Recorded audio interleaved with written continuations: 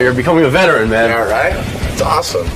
This time it's about the book. When I said I was going to be writing it, I wrote it, and got a lot off my chest. I feel like a different man.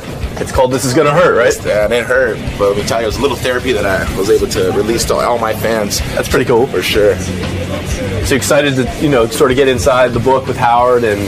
Yeah, there's a lot of things in the book that, I let go, and I look at it as a positive chapter in my life to turn to the next chapter.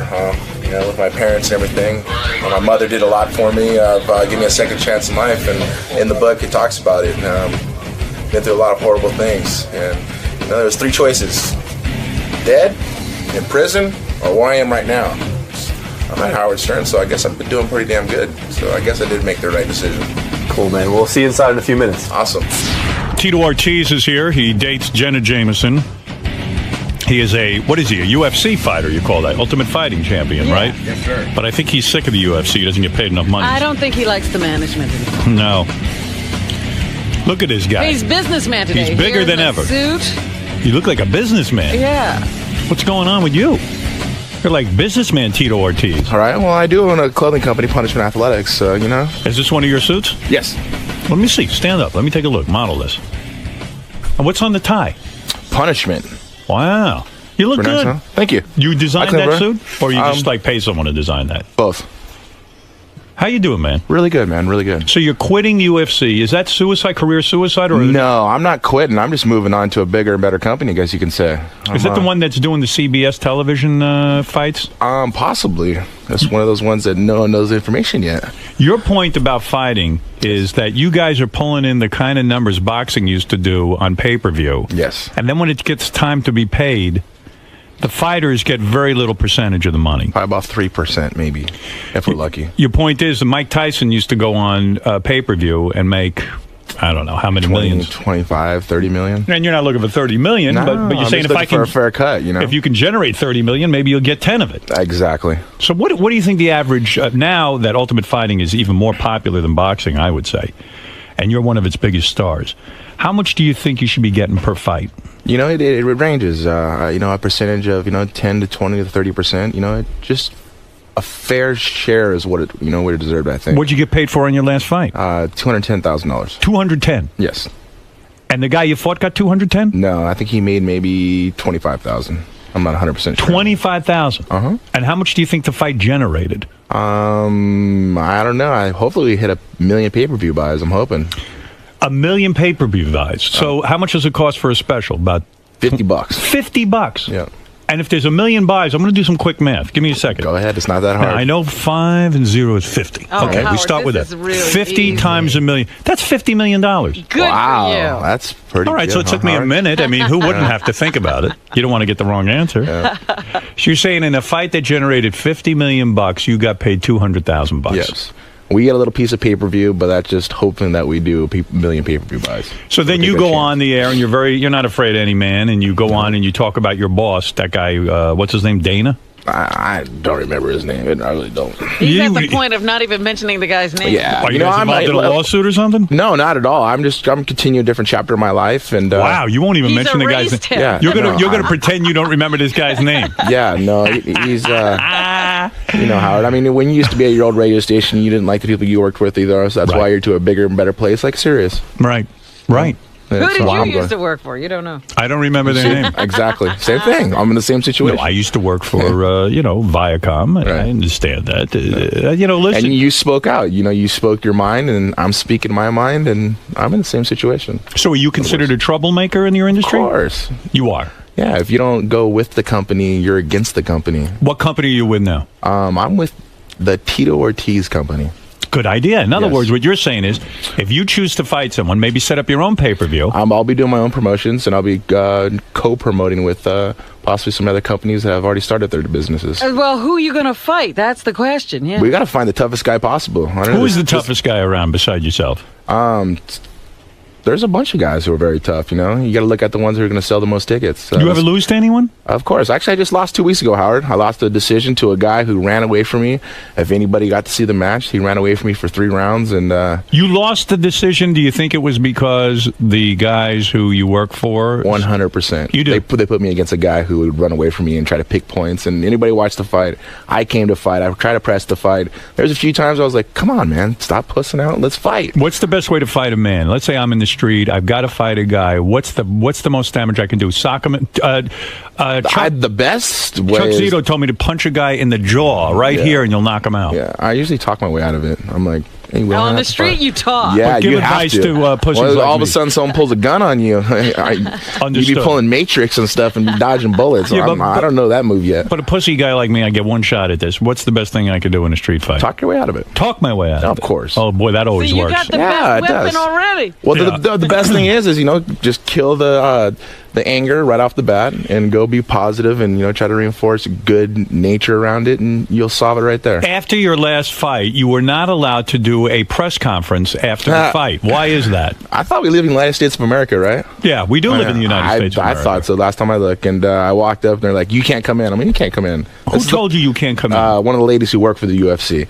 And because you're a troublemaker. no, I'm not a troublemaker. I speak my mind, and I'm Right. not going to hold anything back. She's like, you can't come in here. I'm like, well, you better call security, because last time I looked, this is United States of America. Went and sat down, and they'd done everything in their power trying to not let me be in there. Who's going to be able to stop? A woman stopped you from getting up there and making your She tried to. press conference, but you did get up. Yeah, I went and sat down, and I was like, you guys got to call security because I'm not leaving. I've been to, in the last 11 years, over 25 press conferences after my fights, and you guys are not going to let me be in this press conference? Get security. At the press conference, did you say, I feel I won the fight and that I was given this decision because of my business relationship with the UFC? I didn't go that far. I'm not looking for excuses, I lost the fight, plain and simple. The guy ran away from me the whole time. I tried to, conflict with him and get a fight going. That's what we came there to entertain the fans who watched the fight, and it didn't come down to that. He ran away, picked his points, and when he scored on me is when I was out of position. All right, fair enough. You're a brave man to get in the ring with anyone. Thank you so much. You, of course, everyone knows you bang Jenna Jameson on a regular basis. It's my woman, Howard. That is your woman? Yes, sir. You are not going to get married to her? Nah, we don't need to get married. No extra pressure. She says she wants to have children, though. Yes, we are working on that. You are? Yes. Why is there a You're delay? currently working on it. Why is there a delay? Yes. Well, this last year we've been very, very busy. So this Too coming up busy to year- bang? No, that's every day. Come on, Right. Howard. You bang her every day without a rubber? Of course. Okay, and you blow your load inside of her. I take it, right? You're crazy, Right, you don't Howard. pull out. Do you pull out? You I do don't not. know. Do you pull out? No, I wear a rubber because I don't want to get my woman pregnant. I don't want more kids. I've had 3 kids. Now, you're in a different situation. Yes. So what I'm saying is when you're actively trying, you're a man's man, that full load, I know you must have a huge load, a big set of That's balls. what she said, yeah. And you have not impregnated her yet. I would think a man of your stature, a man of your prowess, would have impregnated her on the first try. Right. Much as I did when I had my children. Right. Now, We will. We're working. Is it your problem or Jenna's? I don't think it's either of our problem. It's just there's a time for God to put us in the right position, the right time. So you blame God. I don't blame God. I don't blame God for Are anything. you doing the things like taking the temperature every day so you know? We haven't got to that point yet. I'll Right take now, her it's more of temperature. it's a fun loving, as you could say. I see. Right, Yes. you haven't taken her temperature yet. Yeah, no, Believe me, we're good. that can be fun too. Yeah, right. If you can't conceive, will you adopt? I think the next step after that is going having someone else possibly having a kid for us. Surrogate. Yes, possibly. You never What know. about Robin? It's your I'm surrogate. not a surrogate. Robin? You actually look great. You lost a thank lot of you. weight. Thank You look you very very, much. very good. I'm Now- very proud of you. You made you. a statement recently Yes, sir. that you and Jenna are now investigating Scientology. That was you always got to find interest to something, I mean, as a kid growing up, I looked at Mormons, Christianity, Lutherans. I did through all that. Why are you and Jenna Jameson investigating Scientology? You No, told me we you'd come back here and tell me what you found in your investigation. I found it's a little bit of everything that people believe in. Yeah. So you're not a Scientologist? No. Are you thinking of becoming a Scientologist? Maybe, I don't know. Possibly. Possibly. Know. It's- E-meters, a whole thing. Yeah, have you no, not that much. That's a little too much intense to What it. do you mean? Yeah, it's a little too intense. I know. You know what? I believe in just being a good man, and treating people with respect and help others around you, and I think God put us on this planet for that reason. Tito, you've written an explosive new book. Yes, it is I was called, working on it last time I was on here with right. you. It's called This Is Gonna Hurt. It's in stores now. I'll tell you about Tito's book signing. I know a lot of fans want to go out and say hi to Tito. Sure. Is Jen in town with you for the book signing? Yes, she is. Will she show up to the book signing? I think she will. What will she wear to the book signing? Will she wear panties? Of course, She's a wild girl. Yeah, she's calmed down a whole bunch. She's a different woman. Oh, she's a totally different girl. Why, in God's name, do you address this in the book? Why did you wait a month to bang Jenna Jameson? Explain respect that. Value. Respect. It's respect value. It's a woman who enjoys sexuality. You can respect a woman and bang her on the first night. Yeah, but it's a big difference, man. He wanted to be different. Different. Yeah. Different. Yeah. That's what they say every day, I guess. I don't know. I never want to be different. No, with me, it's a big respect value, and I respect her a whole bunch. Did she think you were gay because you did not have sex with her? I hope not. Jeez. It probably was made I her gay? crazy. I'd be the toughest gay guy in the world, that's for sure. Wow. Why, you don't think there are any gay men in the UFC? Of course there is. I think that one guy who I don't like might be gay. Oh, wait, he's married. My bad. There you go. So you're wrong. Okay. Yeah. All right. So you say in your book, too, you cheated on your first wife. Yes. You did. You admitted that. Yes. That's not an easy thing to admit. It was, when I wrote this book, the reason was I had a lot of skeletons in the closet, a lot of built up aggression towards my parents, and it was time for me to get my therapy out. Why the aggression to the parents? Because, at a young age, from the age of 6 to about 13, seeing them using heroin and being around gangs and the stuff that I got subdued to at a very young age, I shouldn't have been there, and I had a lot of anger towards my parents because of what they put me through. And my mother wrote me a letter when I was 25. She actually took me away from my father, and we moved back to Huntington Beach, and she got clean, and that's when I got back into wrestling and stuff, and that's what saved me.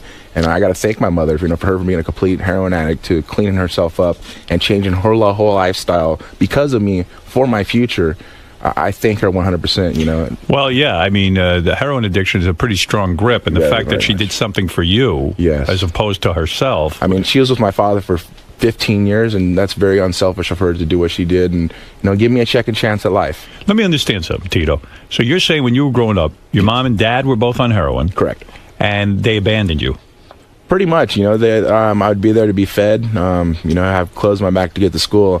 I never brought people over my house because I was embarrassed, because we were living either in a trailer park or living in a motel, or, it was just... Would you go home and see your mom shooting up? And would she try to conceal it from you? Yeah, they try to conceal a little bit, but you smell the matches burning. I mean, to this point in my life, I can't stand sulfur at all. Right. Sulfur smell, it drives me freaking nuts. It's funny. You could have either gone either way. You could have become a heroin addict and joined in on the action, or rebelled, and you were a strong-minded man enough to say, "I'm not going to take this and make this my lifestyle." Oh, for sure. I mean, there was a point in my life. There was 3 choices I had to make. Be dead or in jail. Right. Be in gangs and on drugs. Right. Or be where I am right now. Well, I'm sitting here in Howard Stern's show, and I've came a long way in my life. I'm living the American dream.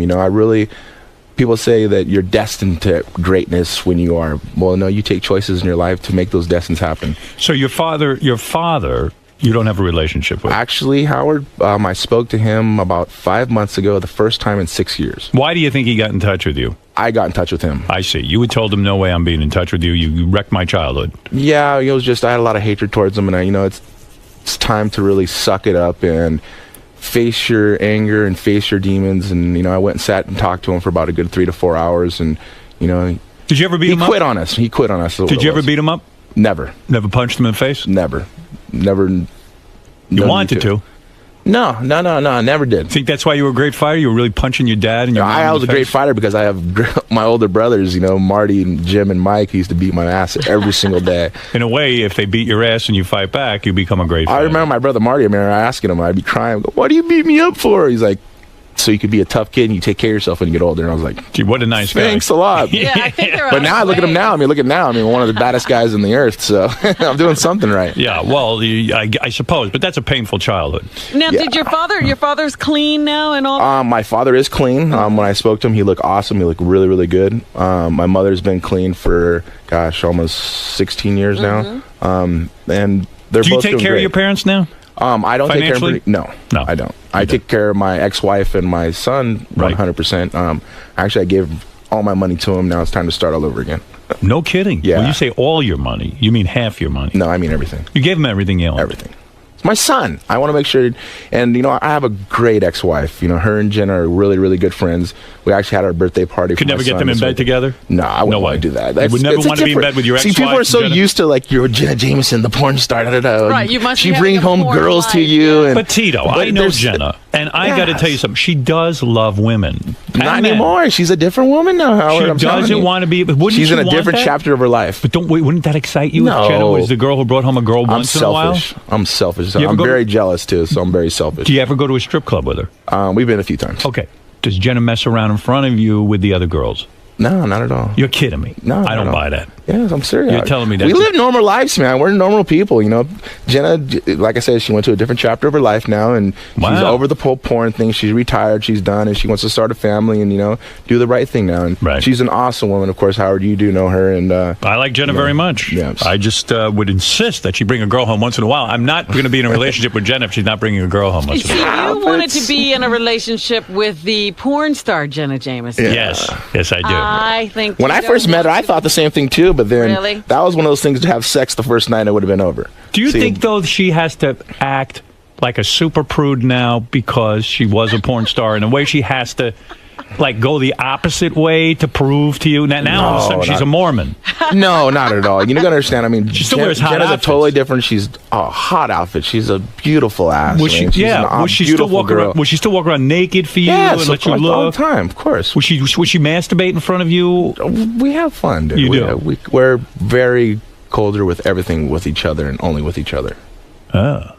We I have don't know a how I fun feel time. about that. I gotta It's think beautiful about love, I mean, we've been together for 2 years now, and Howard said, you're going to last maybe a month if they're at the most. I did. So She it's still does oral, though, right? She's not against that. Of course. Oh, thank God. Yeah, right? I don't imagine you marry Jenna Jameson and you're in a relationship, and then she says, "Listen, I don't get blowjobs anymore." You're like, "What the fuck is this?" Yeah, right? I'm out of Closing this. down that shop.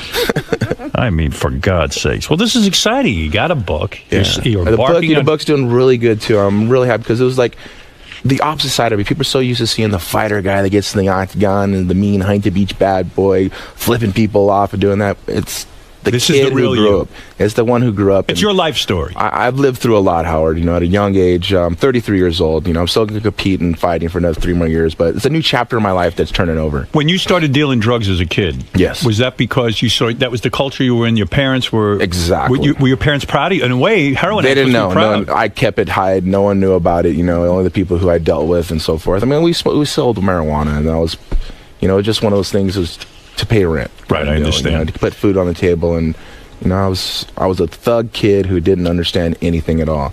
I learned everything I learned on myself. How'd you get into ultimate fighting though? Like, how did you make that transition from thug kid? I wrestled in high school. Right. Wrestled in college. When I got into college, there's a guy. Got into college because of wrestling, right? Of course. Uh-huh. I went back to school. Yeah. I wanted to get educated, and my biggest thing was to be a high school teacher, a wrestling coach. Right. And I wanted to help out with kids. I thought kids were. There's teachers who helped me when I was in high school, so I was like, well, here's my chance to kind of give back. Right. And I started fighting with actually Tank Abbott. I was his training partner, and they made a new weight class in UFC. That was the very beginning, and it was 199 pounds. I wrestled. Probably got paid nothing in the beginning. And got your I ass fought for beat. free. Right, but I'm saying it was brutal, even more brutal, Actually, right? I didn't really get hit until like the 3rd, 4th year in my competition because I was so dominant. You got a nice set of teeth. Are those real? Of course. They are. Yes. You've never had a Nobody's tooth knocked knocked those out. No. Unbelievable. I'm bobbing and weaving. I'm like, you got to move out of the way a lot of Will you positions. know, like Rosie O'Donnell was saying, in show business, you got to know when to get out. In ultimate fighting, you got to know when to get out. Oh, of Will course. you know? Oh, 100%. When I start slurring my words and until that time, I guess you're too late. But, I don't get hit that much. So, I mean, there's a big factor that happens there also. I still have about 3 more years left of competition left in me. I mean, I am 33 years old. When I'm 36, I'm going to be done. Time to get out. Yeah, I'm just signed with William Morris at the beginning of the year. So the theatrical side of it is another, chance of me doing that. Yeah. That and promotions also. All right. Helping other fighters come up and making the next Tito Ortiz. You've had bar fights? When I was 19, What'd the other guy look like when you were done? I choked him out in about 25 seconds. Oh. Wow. Yeah, well, I'd never assault anybody. I used to be a security at a nightclub, and all the bouncers there knew me for, stopping everything really quick. And Yeah, I never laid a punch on anybody. I would just snap them down, front headlock, choke, and What's the best martial art to learn if you're a kid starting out? Wrestling. Wrestling. 100%. You mean just high school wrestling? High school wrestling. It'll teach you dedication, teach you sacrifice. It teaches you the hard work. What about this Gracie Jiu-Jitsu? And I shouldn't be taking that? It's a big difference. For a kid who's just coming up, I think wrestling really teaches the whole realm of a sport, Right. It teaches individualism because they're doing it by themselves. When you were wrestling, did a guy's penis ever slip out of his jockstrap while you were wrestling him? Never. Thank God. Yeah, Right. no, thank God, right? Tito that will be... happened to you, obviously. I know. That Howard. happened to me, and it landed in my mouth. That's what she Tito, said. it was terrible. When's the last time you begged Jana? Jana? Jana. I don't know, Howard. You got to use your imagination on that one. She's a wonderful girl. You always try to pull the best out of me, and I almost give in a little bit just because you're Howard Stern. Well, Jen ever put a finger up your ass? I don't know. Do you like that? You want to know something? It's not my thing. I tend to clench up. Really? I'll be honest with you. I did too. You do. You don't like it. No. It's not your thing. You're not that crazy, are you? No, I'm pretty crazy, but not that crazy. You're pretty conservative sexually. No. No. No. What the hell are you doing? Yeah, right? I got that great montage Kama Sutra. Look at you. Tito, I wish you luck with the book. It's Thank a you so very much, honest Howard. book, and Yes. I appreciate you writing it. This is going to hurt. It's in stores now. Pick it up. Do guys ever come up to you at book signings and want to punch you out? Like, go, hey, come on, man, let's go right now. Let's go. Let's go. See, Howard, once the anger comes about, you bash it down with complete kindness. But there's some maniacs out there who just want to go right at it. When they stand next to me, I mean, you're a big man too, Howard, and they kind of get a little intimidated. They're like, all right, Tito is a big guy. Are you big in the pants? You would almost have to be with Jenna because I Jenna's got big seen it all. hands. You got big hands. I got big feet. You know what that means? Big gloves and big shoes, right? It'd be great if Jenna was afraid of your penis. Then you know Right? you're a real man. I don't know. Oh my God, it doesn't fit. Jeez. Now, what good would it doesn't fit do? Wait, I there's know, somebody right? who wants to challenge you. Howard has that problem, I know. Oh, no. Never had that problem. There's a fighter on the phone who wants to challenge you. And I think this would be great. an excellent... Telephone tough guy. All right, let's talk. Go ahead. Hey, Tito, how are you? Really good, my man. All right, now... I want to challenge you in a fight. Whoever wins will fuck Jenna Jameson. Oh, my goodness. Well, great. You mean Jenna would be the I got a prize? bigger dick than you. You're a pussy. I know I can fight you in the cage. All right, high pitch. Gay Ramon, you're on the air. Go ahead. Yes. Hello? Yes. Gay Ramon. Hey, oh my God, Tito, I'm a big fan of yours. Thank Hey, have you ever had your asshole eaten out by another man? God. Tito doesn't go that way. No, I don't go that way yet. Do you think about Tito when you're with... when you're... Howard, I have fantasized. He wouldn't be the only man, that's for sure. Are men attracted to you, Tito? Yeah. Yeah. Has a man ever hit It's on cool. you? A couple times. A couple of times? Yeah, it's not a big deal. I have actually a lot of gay friends that are friends, and I don't swing that way ever, never, Right. ever even a thought or anything like that, but you gotta be respectful towards people. Gay Ramon, can you finish right now listening to Tito's voice? Oh my God, I fantasize him beating the shit out of me, Howard. You like that? I fantasize. What, Marty, where are you? get on Yes, the mic. go ahead. Yes, sir. I fantasize about Tito beating the shit out of Gay Ramon too. You're horrible, Artie. All right, listen, go see Tito. TitoOrtiz.com is the place to get all your Tito information. Yeah. And by all means, get the book. This is going to hurt. It's in stores now. Tito, great. Always seeing you. Yes, Send sir, my I'll love thank to you. Jenna. Of course. And I mean all of my love. I You gotta know, say, his with book, as someone who struggled with heroin, Yes. it's so hard to break from that. And I think if my mother did that for me, that really is that's a touching thing. And it was really hard for my mother, Yeah. to accept that because all of her friends don't know nothing about the past and the history. They know nothing Right. about. And I told my mom, you got to understand, Mom, there's a lot of kids who are lived the same type of life I did. Now I want to think they have a chance to live. Right. They look at Tito, they see, oh yeah, the guy who's a fighter, a champion, driving around nice cars, beautiful girlfriend. But they don't see what got me there. Right. And now they see they have a chance. Well, maybe they have an opportunity to do something like this in life. Book And is somewhat inspirational. Yes. All kids, please listen. Go to school. Getting Right. educated is the number one thing, I believe, 100%. You bet. Max, you're on the air in Portland. Go ahead. Hey, Howard. I know. Hey, Tito, why can't you admit that Lyoto Machida was just a better fighter that night? He was a better fighter that night. I never didn't. I mean, look admit at it at all. look at the pictures on the internet, bro. Your face is all fucked up. Really? Oh, yeah. I mean, I only he- got like 5 stitches. I was fine though. Which fight is it? The one you're talking Yeah, about? the one I did. I just lost Yeah. last week. The guy ran away the whole time. People will watch it. They'll see. Dude, It's cool. I dude. fought. I came out. I fight, and he didn't want to fight. It was fun. It was just an opportunity for When Dana this to guy pull me says your down. face was messed up, is he lying? I don't know. It's been a week, Howard. Look, Do I look pretty good? You look pretty Yeah, good. you don't even Awesome. look like you were in a fight. Yeah, right. Travis, you're on the air in Las Vegas. Go ahead. Yeah, I totally disagree with that last caller. I thought Tito won rounds 2 and 3 against Machida. I mean, Machida fought his fight, but Tito's still a beast. He about choked him out at the end there. Yeah. And Tito, you know, I got to correct you, and I'm an honest guy. You know, I think Luita won the match, fair and square, I believe. I did have that triangle at the end, almost got him, but right.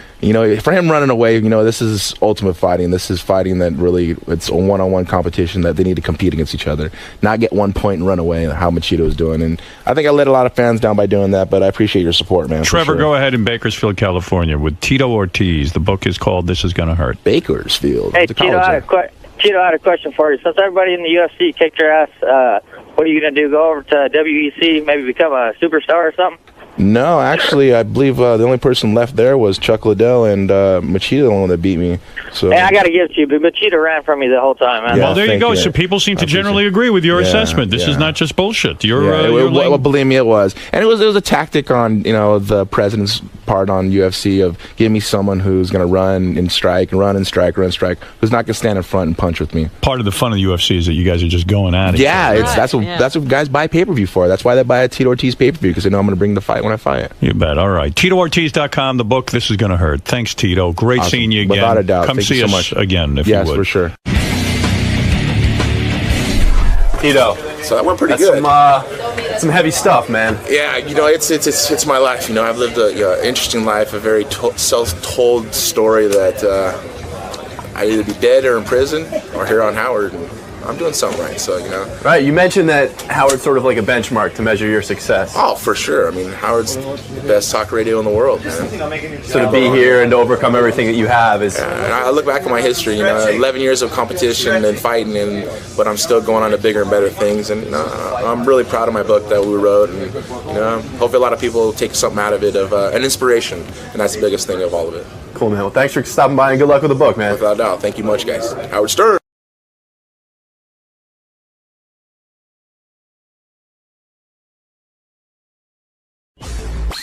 Good morning. How are you? Good. How you doing, man? I feel good. So what brings you down to the show today? You got a new album coming out? Yeah, I got a new album coming out, and mostly I just want to hang out, man. I'm a huge fan of this show. Yeah, you excited? Unbelievable. I'm a really big fan of this show. I know everything about it. And for the last 4 years, I got diagnosed with leukemia in 2005. So all I've done, besides trying to live, is stay home and watch Howard TV. That's awesome. I mean, I don't watch anything else. Cool. So I know everything, man. I'm down with the whole Artie and the heroin thing, and I just know everything. Awesome. This must be real exciting for you then. It's amazing. I mean, I can't believe I'm here. I see this on TV all the time, and I just can't believe it. I mean, I'm here to promote an album in my foundation for leukemia, but mostly I just want to hang out. Cool, man. I didn't even sleep last night. All right, man. Well, have fun in there. Have fun in there today. I will. Thank you. All right, anyway, this guy's name is Rich Cronin. You might remember his hit song with LFO. He had a huge hit. I remember this song, Summer Girl. All right, you remember this? Sure, you do too. How old were you when you were in a boy? How you doing, man? Hi, how you doing? Hey, good to meet you. I'm, when I was in the boy band? Yeah. How'd you get in a boy band? Well, first of all, when that song blew up, I was 24 years old. Right. So you were pretty old yeah, in the boy band. Yeah, I was pretty old. You were no boy. No, I wasn't. That old boy over there. Yeah. Fish. Sorry. He's snotting all over the place. Sorry about that. Yeah, when that came out, I was 24 years old. 24? And how old were you when you got discovered for the boy band? 20. Yeah. And what do you have to do? You have to audition and stuff? You have to No. Actually, I'm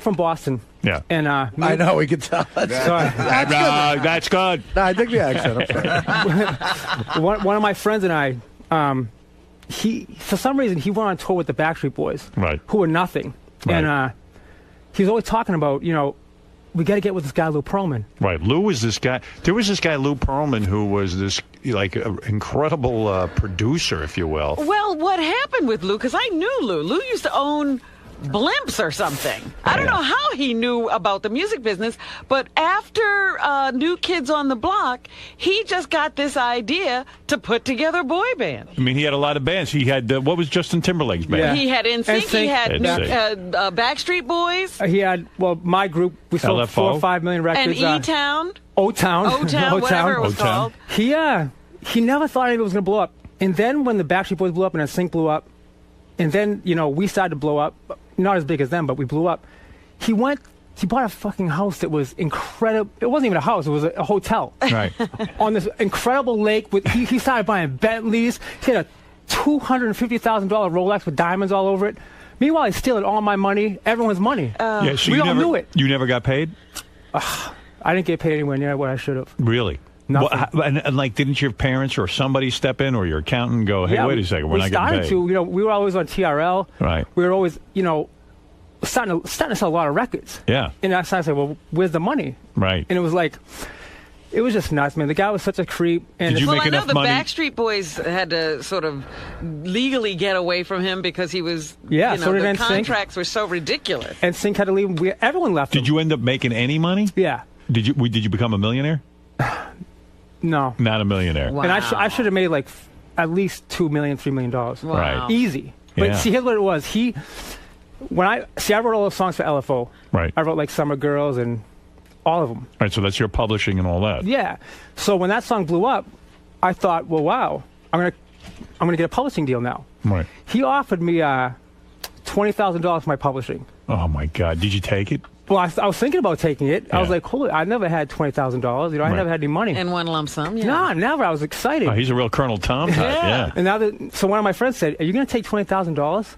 I said, yeah, it's a great deal. He goes, you could make a deal for $500,000 tomorrow. Right, just on that song. So he schooled me to this publishing thing. So I was like, I got to do this. Thank God And, you didn't sign away your publishing. No. So I started saying, hey, let's get some publishing deals. So I put a lawyer out there. Yeah. Next thing I know, the lawyer's like, oh, I can get you a publishing deal. I can get you $750,000. Right. Next thing you know, another song came out called Girl on TV. Went top 5. And now I can get like close to $1 million. Right. Next thing I know, he comes back to me and goes, Rich, your publishing has been sold. Oh, So what do you wow. mean? What do He you says, mean? yeah, Lou sold your publishing for $1.2 million to Jive Zomba. Oh, my goodness. Wow. So he could do that without your signature or anything? When I first signed the contract with him, yeah. He I did signed it away. That's Wow. what that's what I'm saying about those contracts. He had people signing. They were crazy. Yeah. He owned everything. You must have nightmares about this. I had to go through lots of therapy. Right. I went crazy. I mean, I wrote some big songs, and You must have some good therapy because No, I don't. You're still here. Yeah. I know. I went crazy. Wow. I mean, the guy was awful. But Oh, that's awful. besides man. all this money stuff, the guy was he was really a creepy guy, man. Like, I met him once. I had him on the show once with some band. You did? Yeah. That was O-Town when they were O-Town, being yeah. Oh, put yeah. on MTV. He came in here with the band. When I got a hit song, the song went #1. Right. He bought me a Navigator in 5 minutes. He's like, walked in. He goes, yeah, you got a Navigator now. Yeah, of course, because he was busy stealing your publishing. He stole my publishing. He charged me for the Navigator. The guy's a fucking asshole. I got your Navigator, but you're gonna pay for it. That's right. I just Oh, he bought didn't your tell me that, car though. Yeah, right. that Oh, you no. have to pay for. You thought it was a gift. Yeah, about 6-7 months later, I found out he's fucking charging me for this Oh thing. my God. The guy's awful. Yeah, you know but- what, dude? I'd rather have my money and I'll go buy my own Navigator. I'll just decide what kind of car I want. Yeah. Well, I said, I want to get a Navigator. He said, well, let's go get it. And It wasn't all bad though. You got to date Jennifer Love Hewitt. You went out with her for a long time, right? yeah, 2 years. You banged her for 2 years. Yeah. And She's you hot. had some hit records. Yeah. Who took the hit? She's hot. She is hot. How'd you get her? I met her at the Blockbuster Awards. Oh, no kidding. And I wasn't, we weren't really mega successful, but we Right. still had 3 big hits. Right. And at this point, we had no hits. Right. I was just there. And she wants to be a rock star too, doesn't she? She wants to be a singer. Right. Right. So she I probably think she figured- put out an album. Probably figures she'll fuck you a little bit. Maybe you'll write her a song. I don't even think so. I think she just saw me then. And this is going back 8 years now Right. or more. And, we had the same publicist. Right. So I started to talk to her. And I couldn't believe it. She kept talking to me. She was actually interested. Right. And she later on that night, after the Blockbuster Awards, she gave me her number. Wow.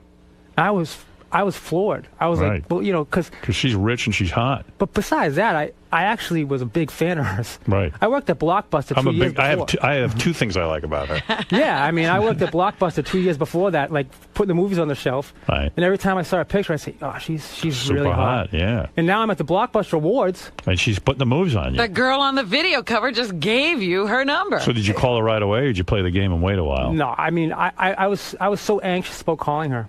I couldn't. And then I actually got a notebook and I wrote down all these subjects.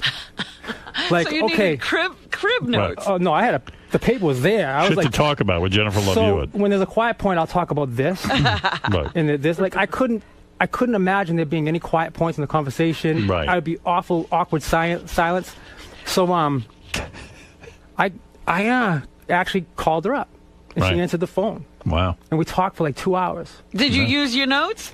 Oh, absolutely. I mean, there was no way. You went through all 2 pages. 2 hours. That's a lot of notes. No, really. I mean, Yeah. and the whole time I'm thinking, this is Jennifer Love Hewitt. Right. I was a big fan of hers. Right. So what happened? Did she go out on a date with you or something?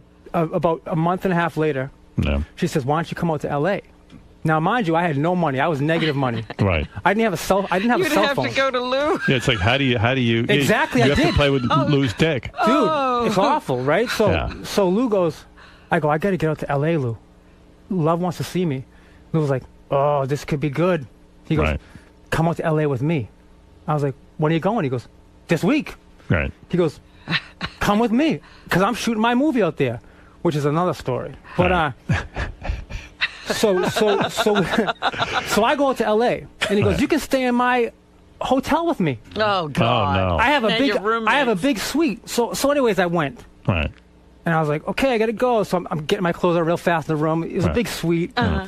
And I Did was you see you naked or something? No. No. And I said, all right, man, I'm out of here. And the publicist picked me up, and we went to Love's house. And it was really weird. Like, A nightmare. it was really, I was awful. Yeah. It was really weird. What is Jennifer Love Hewitt wearing when you show up at her house? She was wearing like a ballerina dress Really? with like a unicorn and sparkly, like Oh jeez. bedazzled. What's her problem? She was dressing pretty wild. Yeah, what And, is that about? That was for the date? She wore a ballerina outfit? I With think, a unicorn? I on feel it? like it was a ballerina outfit. Yeah. It looked like the dress went out and yeah, it was like a tutu and all that. She probably didn't yeah, even it was a tutu. It was a tutu. Did she look hot? She looked hot, but I just thought the outfit was completely out of control. Inappropriate. Yeah, right. Nah, so I like. Look, At least it was a Jennifer Love girl, better than me Yeah, with Lou. right. Hewitt. Dude, she was Jennifer Love She's Hewitt. a lot less scary than Lou. Oh no, I was Oh, really. wow. It's true. So we wanted a date to Universal Studios, and she was totally like into me. I couldn't believe it, man. I mean, and we were. How long before you get in her pants? Well, she asked me to stay at her house that night. Wow. Thank goodness, because that meant I no did- Lou hotel room. I know, it was amazing. Did you bang her? Not that night. I didn't even go to her house. Why? I was trying to play it cool. Yeah, that's She crazy. lives with her mother. Right. So I was like, I just was freaking out so bad I couldn't spend the night. I couldn't do it. I was like, Plus, you didn't have your notebook with all your notes. I couldn't talk Right. to her anymore. Right. I didn't know what to say. So I was like, fuck, I got to regroup, think about this shit all night. So I said to my publicist, I was like, hey, can I stay at your house tonight? Right. He goes, yeah. What, you don't want to stay with Lou? I was like, no, I don't want to stay with fucking Lou. Lou. He's like, all right. So Love says, well, if you can't stay at my house tonight, I want to pick you up in the morning. I was Yeah. like, yeah, what time? She goes, I'll be there at 7 in the morning. Oh Beautiful. my goodness. She's into it. So I was like, holy shit. She goes, because I have an audition, and I have to get my hair done. So I'm like, So you're just gonna hang out with so her I'll while she runs? fucking go. Yeah. Right. What else you got to do? Nah, so that's why I was out there for her. But that's not a lot of time to study your notes to figure out what to Well, talk you about. write while she's having her hair done. So Right. no, I had to sit with her. Oh. And I was like, Man. I was thinking about all this shit, dude. We didn't have any hit records. Right. I was nothing. Right. And she's like spending all this time with me and wanting to hang out with me. And I was like, what the hell? I don't understand it, but I love it. Right. So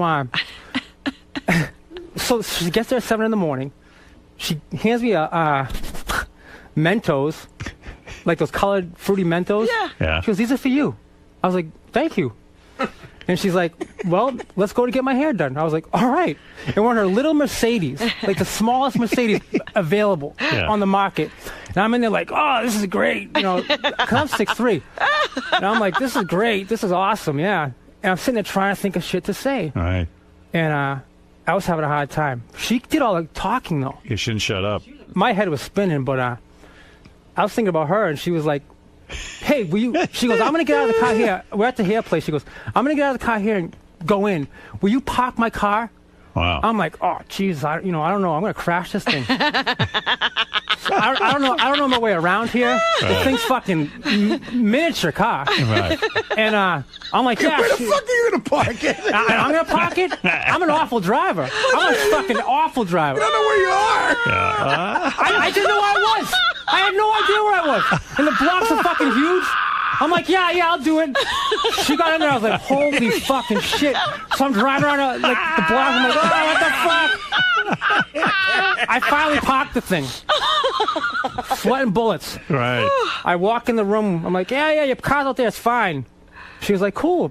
So then I sit down on the seat, and everyone's like, everyone, this is Rich. I'm like, hi. She's like, all the hairdressers, you know, hi. She's like, so Rich is from Boston, and he's a boy band and all this stuff. I'm like, yeah. We were there for like 3 hours. And she was looking at like magazines and going, oh, Tom Cruise looks amazing and all this stuff. I mean, it was bullshit. Yeah. Hey, what did you expect her to talk about? I don't care what she talked about. I was just like, fucking Jennifer Love Hewitt. So That's weird when you realize with most broads like that, you're making notes on what to talk about, and you realize they're just morons. They're just gonna keep talking. Yeah, she's not gonna shut the fuck up. I'm just gonna say yeah. So then after that, we went to a coffee shop, and then she went to an audition, and it was just. That must have been some audition. Probably sucked. No, it was for what was it? Archie. The Archie movie that never came out. Archie and Veronica? She's going to play Veronica. She was supposed to play Veronica. She didn't even get it. No. Yeah. So I wrote a song called West Side Story. I said Veronica. It was about a girl named Veronica. And I was so lame. Yeah. I was so lame. I wrote all these songs about her, like encrypted, like to her. Right. I was fucking lame, dude. Oh, stop. What was it like banging her? Like when you were banging her, you were like, oh man, I can't believe I'm banging Jennifer Love Hewitt. When that happened. And you must have come in 2 seconds, huh? Well, she made me wear 2 condoms. 2? Yeah. How do you get 2 on? One for her, one for her mother. No, Wait a second. You're telling me, because you know what? I heard that's dangerous. They're more likely to break that when you way, wear yeah. two. I heard that too. Yeah. I heard It's that. hard to do that. I didn't hear it then. Yeah, by the way, this is, in case you don't just tuned in, this is Rich Cronin. He's got a new album out. I'll tell you about that, $1 Billion Sound. Available at richcronin.net. He ought to just put these stories on. Yeah. I wrote a book.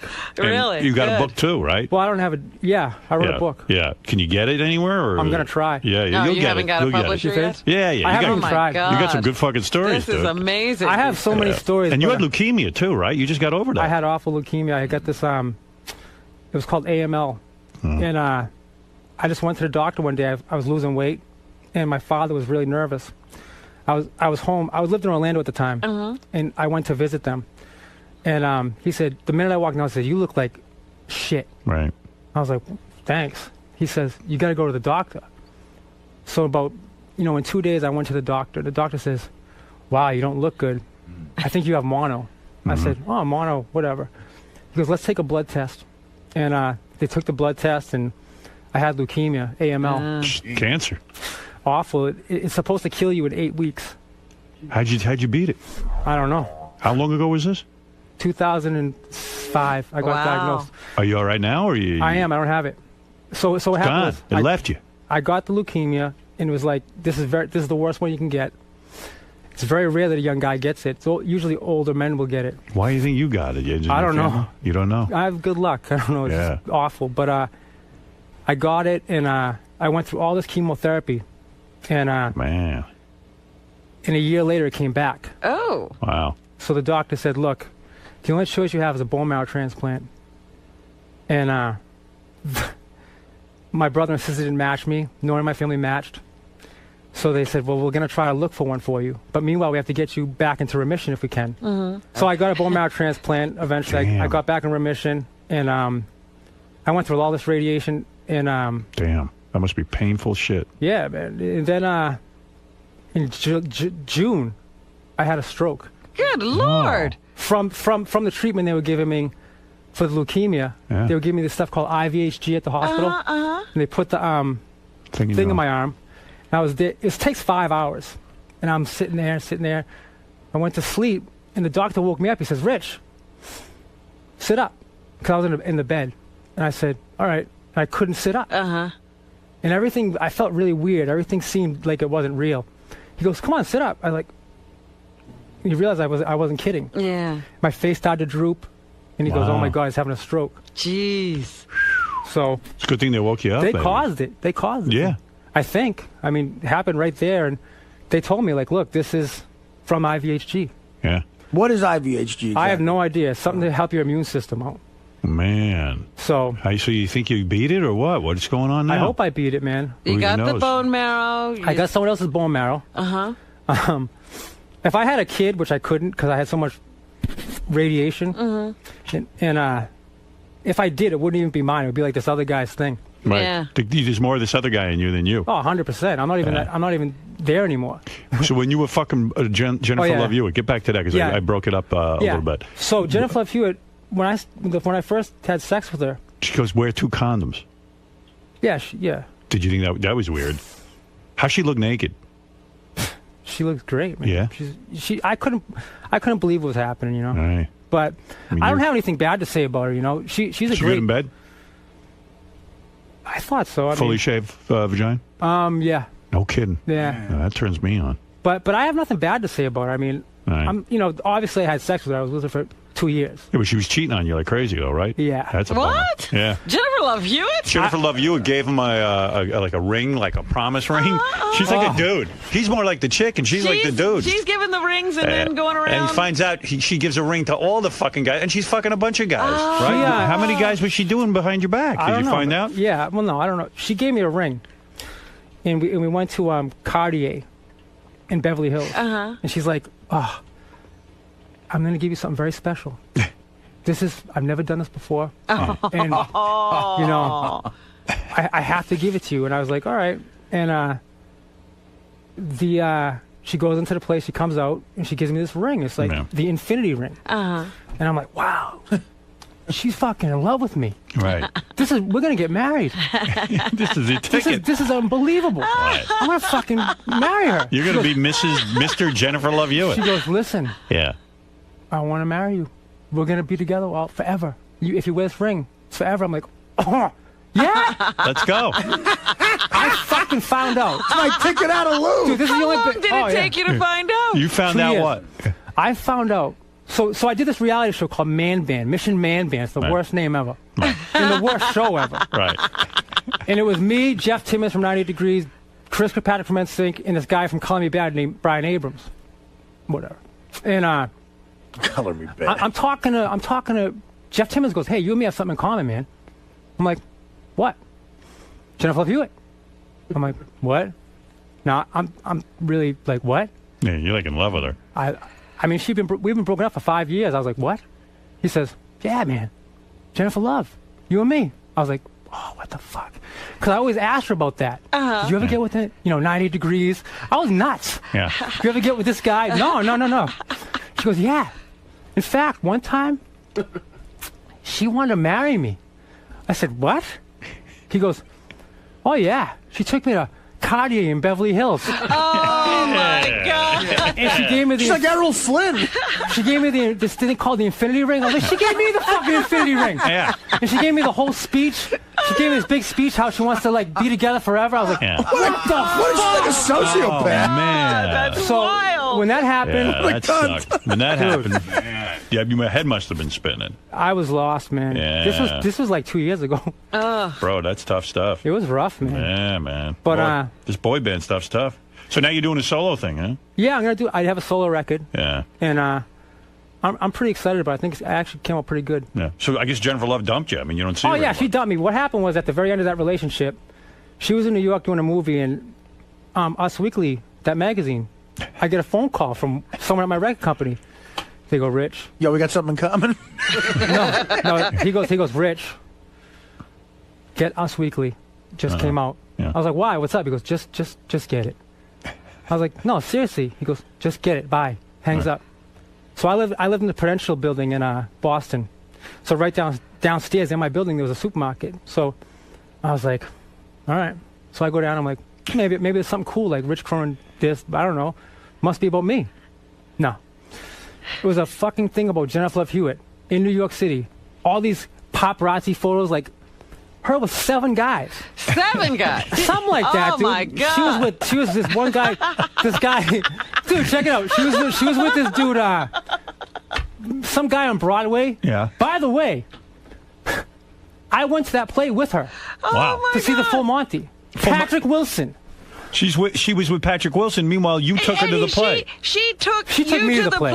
She took me to the play. watch her boyfriend on stage. She didn't know. She just saw him when I was sitting next to her. She dug the way he looked. She was like, yeah, I'm into him. So then... Oh, she said this. She didn't say it, but now I'm thinking back. And I'm like... Wow. What the fuck? She goes... So then she called me up 3 days later when I got home to Boston. She goes, hey, my grandmother's coming in tonight. I was like, oh, cool, yeah, have fun. She goes... Hey, you know what we're going to do? We're going to go back to the Full Monty. Like, that was fun. I was like, it wasn't that good. Yeah. Next thing I know, she's in the magazine with the fucking guy. Wasn't Full Monty where the dudes are nude, They too? get naked on stage. They're not even good-looking dudes either. Right. They just got big cocks. I guess so. Yeah. I hated the play, to be honest with you. Yeah. Oh, my God. So when you saw that in the magazine, did you call her and say, what the fuck? I tried to. Yeah. Well, it wasn't just that. She was with this other guy, and this guy, and that guy, and rumors about her and Alec Baldwin. Right. She was doing the movie with Alec Baldwin. Yeah. I was on the bed having a panic attack. Right, you were heartbroken. Oh, so I called her up. I was like, "Do you have something to say to me?" I was the girl in this relationship. Right. And she goes like this. She goes, "Listen, don't you fucking call me up like this when I'm at work. I'm fucking working. Don't you fucking call me like this. If you believe that bullshit, shame on you." I'm like, I just saw 7 pictures of you holding 7 guys' hands. Yeah. I mean, what do you mean people believe Dated last week on every one. Like the 21, 21st, 22nd, 23rd. I'm like, what the fuck is going on? She goes, I'm not going to even discuss this. If you believe that bullshit, you're out of your mind. She hung up. And that was the last you spoke to her? No, I called her one time after that. She didn't call me for 3 days. Right. I was like, I'm done. Right. I called her. No, she called me up. And she had the whole thing rehearsed. Yeah, probably written it down in a notebook. Oh, yeah, she did. Yeah. And she was just like, I couldn't say a thing. It was all rehearsed. You're never gonna yell at me again. You're never gonna treat me bad. I'm not gonna be treated like this. Yeah, putting it all on you. You know, she's it was cheating. all on me. And she goes, I'm out of this relationship. Yeah. Goodbye. I have to go do the Tonight Show. And hung up the phone. Yeah. And that was it. You never said a word. And she made it all your fault. Yeah. That was nice. But whatever. She's a great girl. Yeah. A lot of people found her so. I don't know, man. You were way into it. You would have married her, right? Sure. In a second. Do any sex videos with her? No. Oh, dude. Anything kinky going on between you and her? Like, you do anything weird? Yeah, I don't think. 69? Anal?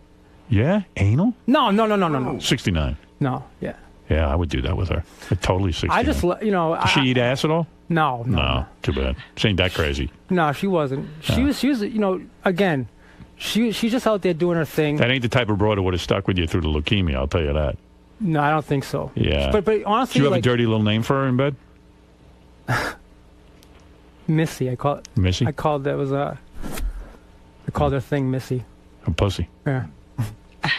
Why don't you just call it a pussy? That's very... I don't think she liked that. Yeah, she likes Missy. Yeah, Son whatever. of a bitch. I'll use that if I ever get her. She was Tell her you don't want any infinity ring though. No rings, baby. Where's Missy? She was really, but honestly, like That Missy must be tight. She was out there doing her thing, and she sure was. I don't know, man. What's her deal now? Is she like working there? Or yeah, she has a TV show. She's the ghost whisperer. Yeah, she whispers to ghosts. On CBS. What? It's a hit show, though. It's a hit show. It's been on for a few years.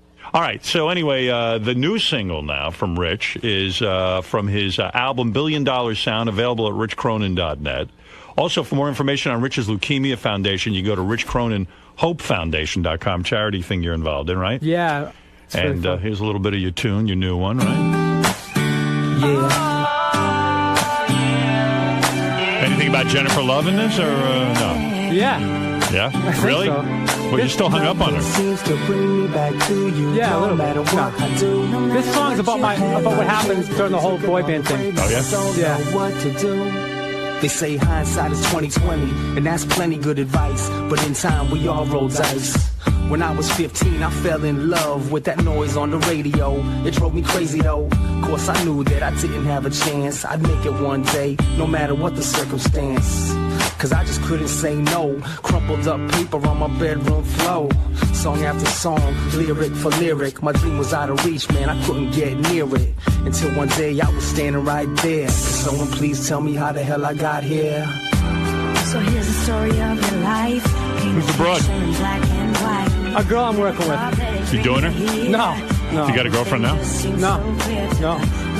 You sound like a black dude when you do your thing. Right? Yeah, I guess. It's kind of cool. Right? Yeah, I was going to say, who's the guy? Yeah. Nothing seems to bring me back to you, no matter what I do. Now I'm driving down Route 3. You producing this too? Yeah. Sounds good. Gotta get my fill again. Nowadays life is way more tough. I did all I could do, but it wasn't enough. I went down to Orlando. When you were working with that girl, did you tell her the secret to making it big? And they took me off track. No. Nah, you should. No, maybe I Show up should. in your underwear. She's good looking. Good looking too. Hey, James, you're on the air. What do you want to ask? Go ahead real quick because we're running out of time. We got a bunch of stuff. Awesome interview. Oh, this guy's the best. Fucking hilarious. This guy's man. got I'm a real pissing my life. Pants. Yeah. Hey, how come you guys haven't asked what were the titties like? Were they fake? No. Were they? Those are real? Yeah, they're real. What? I mean, Lou's. Yeah. Oh, those are real too. Those are real too. They look huge too. Jennifer Love Hewitt's tits are real, huh? Yeah, those Sounds are to me real. like you're still in love with her. Actually, you. I'm not in love with her. I just, here's what it is. Was I that the thought- love of your life, though? Yeah. I am. Here's the thing. She's a great actress, right? She gets paid millions of dollars to be in movies. Right. She could fool me. She's crying. Right. I love you. You're the greatest guy. Oh, wow. I'm crying when she wants to cry. It sounds like she's a better actress off screen. Off screen. Well, I've never yeah. been impressed So with I- her work. so I was impressed. On screen. She still live with her mom? No. Yeah. No, I don't. How were those titties naked? Were they a little sloppy, or they were like really firm? No, they look good, man. They did. They did. I'm not gonna lie. Man, don't lie. I want the truth. She looks good. She does. I mean, I don't know about now, but I'm going back 8 years here. I can't believe she was cheating on you. You're a good guy. You didn't deserve that. Yeah. Is there some sort of Boston connection with Lou Pearlman? Because like Donnie Wahlberg and the Backstreet Boys was a Boston kid. Like, are a lot of those kids Boston kids or something? Well, no. A lot of you Boston kids put out. Yeah. Donnie I don't put Wahlberg. out. I'm joking. Was it You're the thinking- Backstreet Boys? No, the No, new you're kids, talking new with kids. New Kids on the Block. Oh, he was. Oh, I'm Right, sorry. right. Oh, that's right. Yeah, New Danny Kids Wood. on the Block. No, but Danny Wood from that group is a great friend of mine, actually. And when I was sick, he was always visit me at the hospital. Oh, that's and nice. He's a great guy, but Yeah. A couple of guys can be good too. You know what I'm saying? those guys are good. Well, listen, you guys heard the story, richest single story of my life, and $1 Billion Sound is available at richcronin.net. Yeah, Encourage you- publishers ought to get sounding in good. touch with I mean, him. I'm a good writer. I wrote for the Jonas Brothers, everyone. You But you making some money now with? well, I've been out of the business now for 3.5 years with Wow. this leukemia. So Yeah. I got to get back in it now. Yeah, you got the talent, man. You can do it. You wrote for the Jonas. Yeah. You got your publishing back? Or does I have- everything still go to Lou if you write a song? Lou's in jail. Lou's in jail, man. He ain't taking anybody's publishing. But I'm not getting any money out of him either. For more information on Rich's Leukemia Foundation, go to richcroninhopefoundation.com also. And you write the music and the lyrics and the whole thing. I do it all, yeah. You're Yeah, you good. can write. Talented guy. You wrote a couple of hits, man. Yeah. That's a Yeah. valuable thing, you Yep. know. Yeah, it'd be nice to have the publishing, though. And I would say if they could, they could also go to my MySpace as well. Okay. And Mark, go ahead. You have the last question for Rich Cronin. Hey now. Hey. Hey, this guy is the best fucking representative for Boston I've ever heard. Radio fucking gold. Yeah, he's a good dude.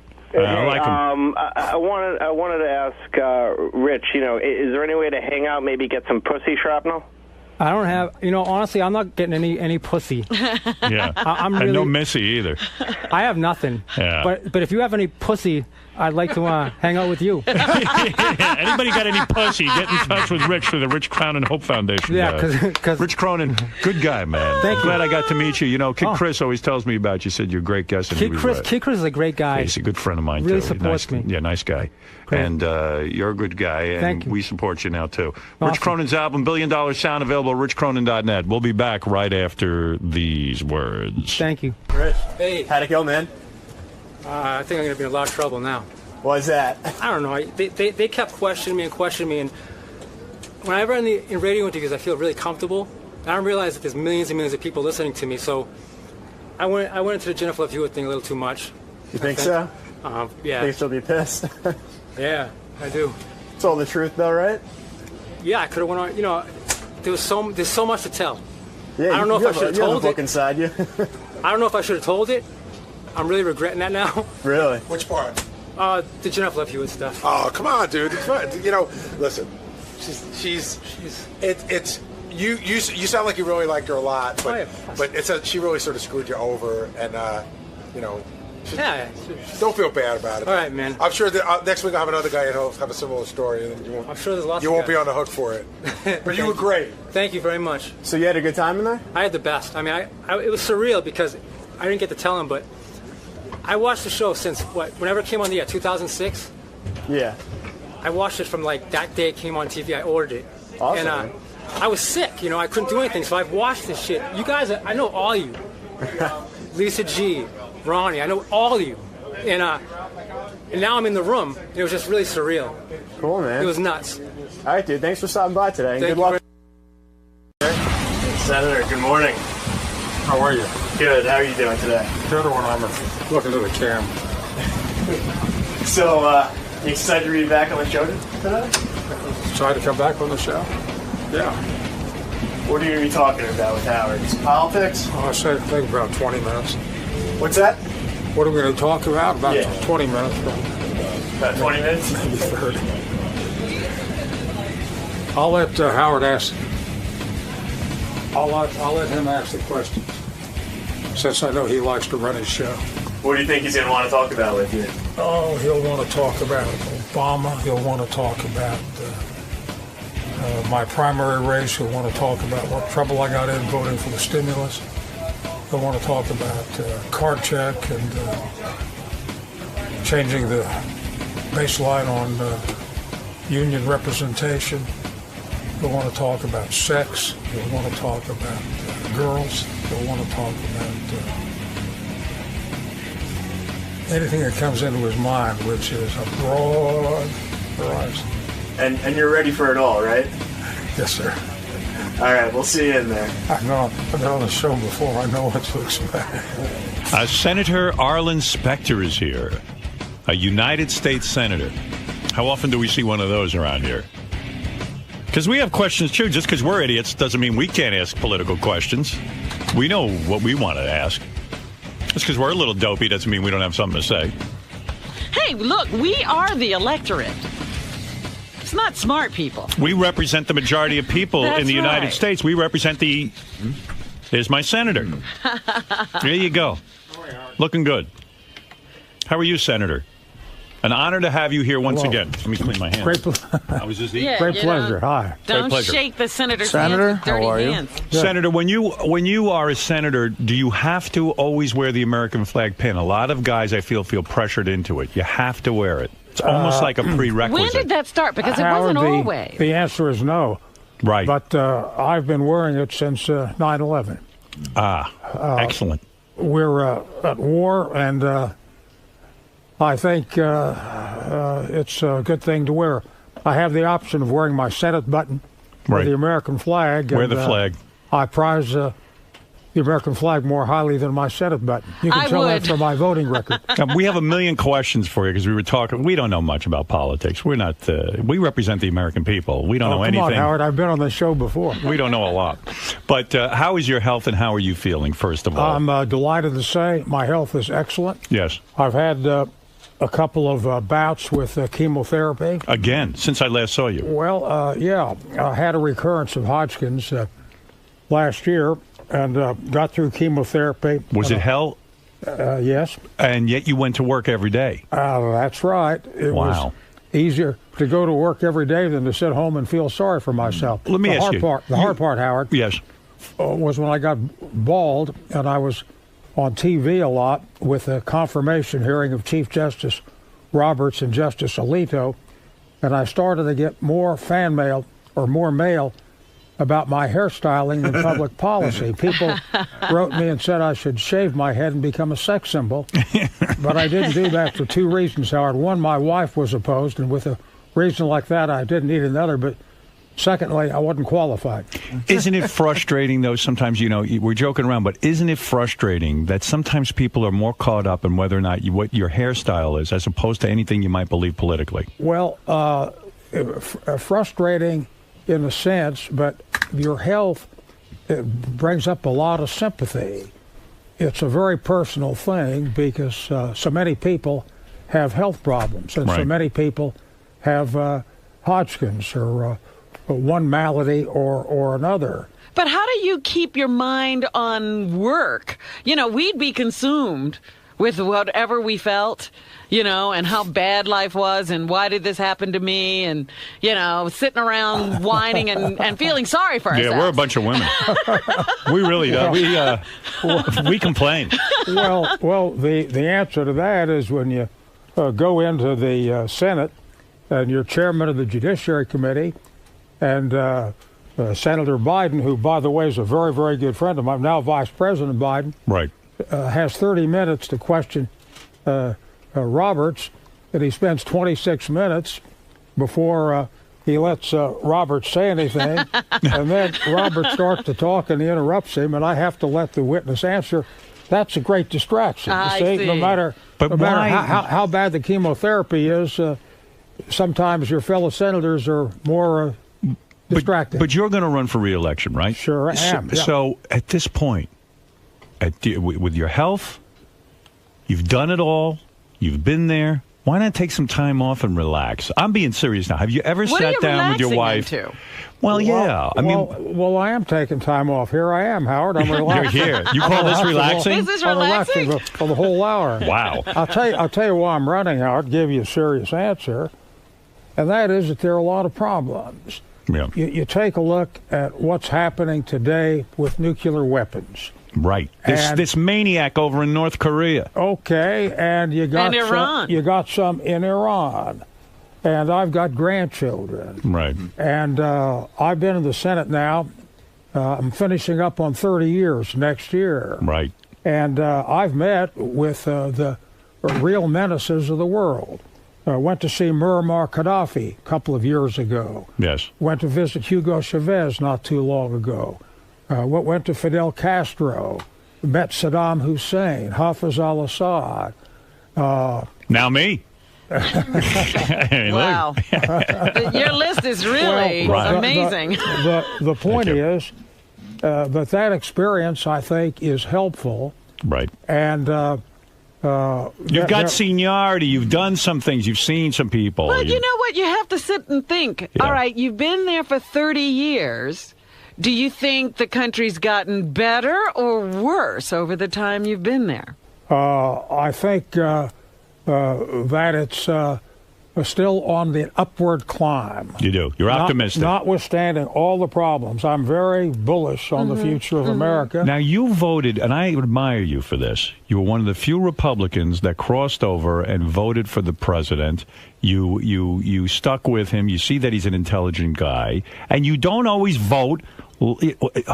If you see something reasonable, you will not always vote along party lines. I admire this. You're not stuck in your ways. Howard, I didn't vote for the president. I voted for America. Right.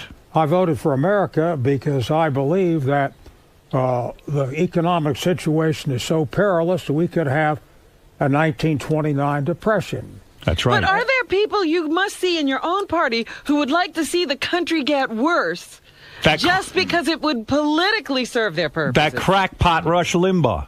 Creep. Right?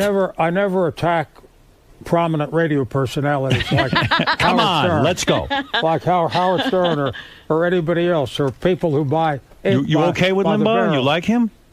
Do I like Rush Limbaugh? Limbaugh, yeah. Yeah, I like him. You do? Yeah. You met with him? Yes, I have. Is he a crackpot? You met with another nemesis. No, he's not a. He's an enemy of the country. No, he's not. He's expressing his opinion. He wants the president to do poorly. Wait a second. Howard, I Senator. once heard someone who criticized you. Well, you don't see him around anymore, do you? Don't ask where he went. Senator, wait a second. In all seriousness, he wants the president to do poorly? Listen, I never voted for Bush. But I always wanted to see him do well. I'm an American. I want my president to be successful. Who says I don't want my president to do well? That's anti-America. I haven't heard Rush Limbaugh say that, but there's a lot of talk which is provocative. Yes. There's a lot of comment. You fellas, and I know this doesn't apply to you, Howard. Of course not. Probably doesn't apply to Rush. Right. But some of these talk show guys want to attract an audience. Oh. Yeah, I don't want to do Is that what they're up to? The more provocative, the more That's audience, true. the more ratings, But the do more you money. see But it we are where Americans. it wouldn't be good, like in the Senate, where people are saying, you know what, let's try to, make this guy stumble. Let's try to keep a logjam going. Let's keep the country in a quagmire, stalemate, so that in another 4 years we'll get elected. Well, I think in the heart of hearts, most Americans, not all, would like to see the country succeed and would like to see President Obama succeed. That's why I like that you voted, and you said you made up your opinion. You didn't get swayed by everyone in your party. You're a free thinker, and that's what we need. I like it. I'm applauding you. That's all I'm saying. Well, it's brought me a primary campaign. Mr. Toomey was going to run for governor. Now he's going to run for the Senate. So, the guy running against you? Yeah. Yeah. Well, listen, some people got mad at you because you didn't vote lock and step with the Republican Party. Well, and what is going on with the Republican Party? Is Rush the leader of the party, or is it that other guy? And why are you not the leader of the party? I don't think you can really identify with precision a leader. If you had to pick somebody, I think you'd pick Senator McCain. He was a presidential candidate last time, and until we have another one, I think that John's the titular head of the party. Yeah, I like him. And the question is, now that Bush is out of office, should he be tried for war crimes? Do you think that President Bush knew that there were no weapons of mass destruction? I happen to believe he did. He knew that there were no weapons. I think it was pushed on the Senate. It was pushed on the Congress, on the American people. We were lied to. What was going on there? Do you feel, as a senator, you were given erroneous information?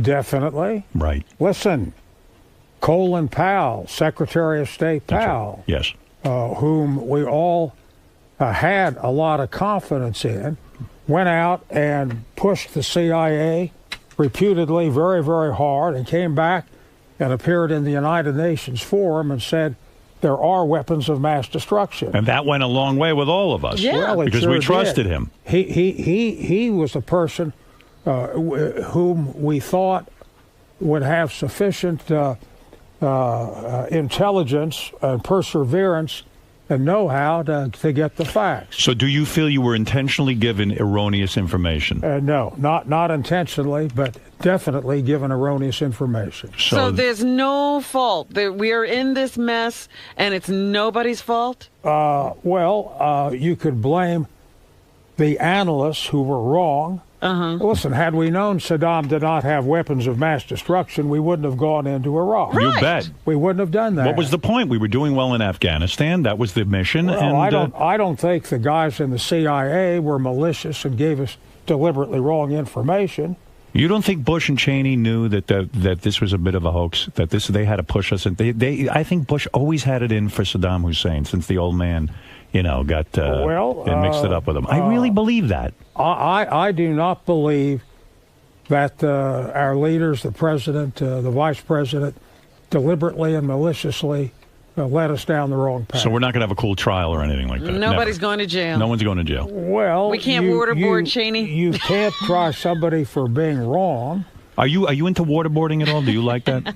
I like it. I think I like it. I would like to waterboard Cheney. Yeah. I'm opposed to waterboarding. I voted against it. Yeah. I worked hard and still am on the issue of expansion of executive authority. Right. And I don't sanction torture at all. Do you think the Bush presidency was a good presidency overall, or do you think that he will go down in history as a bad president? I think it is too soon to tell. Remember that when Truman left the White House, he was considered a colossal failure. Now he's considered one of the best greats. presidents. When Gerald Ford pardoned Richard Nixon, it cost him the election. And I think he was one of the best presidents. Well, and now... And that was a great decision. Now they say it was a good decision. That is viewed as a great act. That's true. In American history. So you think Bush might in history go down as a great president? Well, what would the legacy be? Well, what did he do? He has the potential, if Iraq turns into a democracy, right, if Afghanistan can be saved as a democracy, that will be an enormous accomplishment. It's true. But he wouldn't have done it. He would have just created the situation where we had to go into these places. No, President Bush always articulated an idea of spreading democracy. And if you spread democracy to countries like Iraq and Afghanistan, it'd be a gigantic achievement. Well, they can build monuments to him. When you met privately with him, did you find him to be an intelligent guy? Or do you think, absolutely. Do you think Cheney was pulling the strings there? Oh, no. No way. No, absolutely. I had a situation once where we were creating legislation on the Director of National Intelligence, and I wanted the guy to have control over all the intelligence agencies, and I wanted to put language in of direct, and it was at the end of the term in October, about to break, and they sent Tom Ridge, who was the head guy on Homeland Security, right. And I wouldn't budge. Cheney called me up, and I wouldn't budge, and I said, well, if you tell me that the president will back this up when we come back, I'll relent and support the bill. And Vice President Cheney said to me, I can't speak for the president, Senator. No way. You want that assurance? Call the president. And I did. And he convinced you? Huh? He was a convincing guy, a bright guy on the phone. Well, I saw a lot of him personally. Yes. During 2004, when we were both on the ticket, he came to Pennsylvania more than 40 times. And up close, he was with it. He was communicative. I feel he vacationed too much.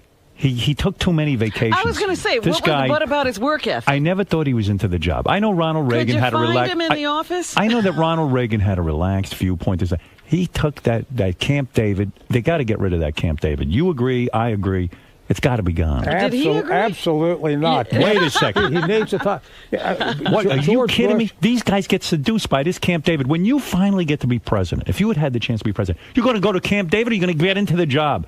At least get into the job. Enough with Camp David. That red telephone follows him everywhere. Listen. Yeah. In the time George Bush was in office, he turned gray. He did. Howard, I've known you for more than a decade, and you haven't turned gray at all. I have a few grays. Believe me. You work around here, you'll get some gray. I'm about 15 feet from you, or 12 feet. I have a couple, and I don't dye this hair. This is all natural. Well, okay, if you have a couple, George Bush has a head full. He does. So maybe you haven't been on the job, Howard. Yeah, well, I have. I've been right here.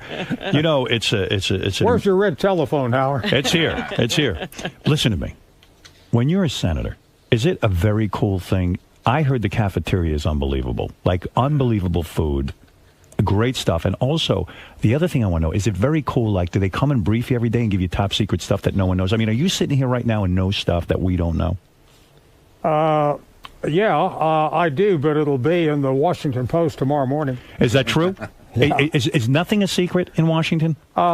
Virtually nothing. Who leaks this very stuff? little Wait a is minute. kept secret. You think the president doesn't know things that we don't know? Come on, somebody's got to have secrets. Of course the president knows things that we don't know. Uh-huh. When I was chairman of the Intelligence Committee in the 104th Congress, 1995 and 1996, and I had access to a lot of CIA information, I found that the director of the CIA did not know things that were being kept from him. Wow. Yes, sir. Wow. That's a fact. So right now you're sitting here. You maybe. When was the last time you were briefed on important matters of the country? 10 days ago. So you learned some things in that meeting, right? Well, I did, and I read about it in the Post the next morning. You did everything, or do you know something right now the leak? that's so cool? I mean, that's so wild, but we can't know about it. No. You do not? No. You would tell me, wouldn't you? No. You would not? If I knew something that fit that description, I would not tell you. Listen. But I wouldn't tell you that I didn't know if I did know. Interesting. Carly Simon was here. She told me who You're So Vain was about, the song. You could certainly tell me a few things that are cool, and I won't leak it. I promise you. Well, he'll tell you who the song is about if you tell him. That's right. Actually, Howard will forget Howard will forget what you say to him. That's true too. I forgot who You're So Vain is about. I can't even mean it. Gay marriage. Are we for it or against it? I'm for it. I don't care who gets married to who. Let's get this off the table. I think, listen, I know sometimes in politics you got to say what these, kooks all, they're all sitting and worry. I think two guys getting married, I don't care. I don't care. Let them be married. What do you think? I believe that gays ought to have all of the rights to health care, immigration, but the act of marriage I would reserve for a man and a woman. Really? Do you feel pressure to say that? I mean, secretly, do you lay down at night and go, you know what, I don't give a rat's ass, but I got to say this because these religious kooks won't vote me back in? Well, I believe that the institution of marriage is different. We had it come up in the Senate. The vote was, as I recollect, 86-14 in favor of not a gay marriage, but civil union. But most of the people of the 84 who voted that way said health benefits, yes. I had a question. I was at Muhlenberg College last Friday, right, and a woman said that a gay couple couldn't get immigration in. Would I look into that? And I said, yeah. I think a gay couple ought to have the same rights to break somebody through on immigration. Yeah, why not? Who cares? Wait a minute. Here's the deal, because civil union doesn't work. When gay couples wind up in a situation where one of them is hospitalized or is incapable of conducting their own affairs at a certain point, the other party is kept away from them if they're in that situation where only family members can come in. Well, that can be handled by authorization and the power of attorney. Yeah, but, sometimes people don't think of these things. And a married couple, they just walk right through. What about adoption? Well, yeah, but then, again, sometimes people don't have the money for these lawyers. If you can just get married, you can walk through. Hey, never mind that. How you doing with your investigation of the New England Patriots? Anything going on there? The New England Patriots? That's right. Let me come back to your point on the gays. We could legislate, pass laws to give gay couples all the rights of married couples, so that they could get into the hospital and they wouldn't have to have lawyers. Yeah, but that's going to go point by point by point when marriage would just take care of all of it. Well, no, you could pass a law. This is a state matter. This is not a federal matter. Marriage, divorce, family matters are handled by the states. The state could pass a law that a gay marriage will entitle them to all of the benefits of a heterosexual marriage. But on to the New England Patriots. Right. Because we got to get them in line. Well, they didn't win the Super Bowl last year. That's right. And there was no evidence that they had hidden cameras on the sidelines to illegally find out what the other team was doing. You are a very big Eagles fan, am I correct? Yes, sir. Yes, so you were pretty pissed. You don't want to hear anybody getting an advantage in a game over... because they're looking at others' That's right. An Eagle fan and the Steelers fan. Right. The Patriots beat the Eagles by 3 points in the Super Bowl in 2005. They beat the Steelers. Right. Well, a couple of months before they had lost to them, and there was evidence that they had illegally obtained their plays, and I think we put a stop to it. I think you did. Yeah. I think you did. I think you truly did. Now, what are you thinking with this pot, the marijuana? I think it's going to be legalized. I think it almost is. State by state, they got this legal marijuana. And guys I know who are getting legal marijuana, believe me, nothing wrong with them. There's nothing wrong with them. Howard, I'll give you a few names. I'm about to hand you a subpoena, Howard. Good, thank you. Okay, I'll testify. You want names? I would testify. I'm not a pot smoker. I don't smoke weed. Makes me paranoid. Did you ever try it? Did you ever say to yourself, I got to smoke a little of this marijuana? No. Never. No. All you do is drink? I drank martinis. Never tried acid? Never tried hash oil? None of this crazy stuff? Nothing. I was in Nepal in 1972. I made a trip for the Peace Corps on the National Advisory Council of the Peace Corps, and I went to Palau, where a Peace Corps lawyer was tying up the United States Air Force on a base they wanted. He was advising Palau on their constitution. Right. And I went to Palau to try to mediate the dispute. And I said to this general, General, I'm the DA of Philadelphia. He didn't like the fact that this lawyer being paid by the United States, was harming what he thought was national defense. I said, listen, I prosecute murderers, and they're defended by lawyers who are paid by the state.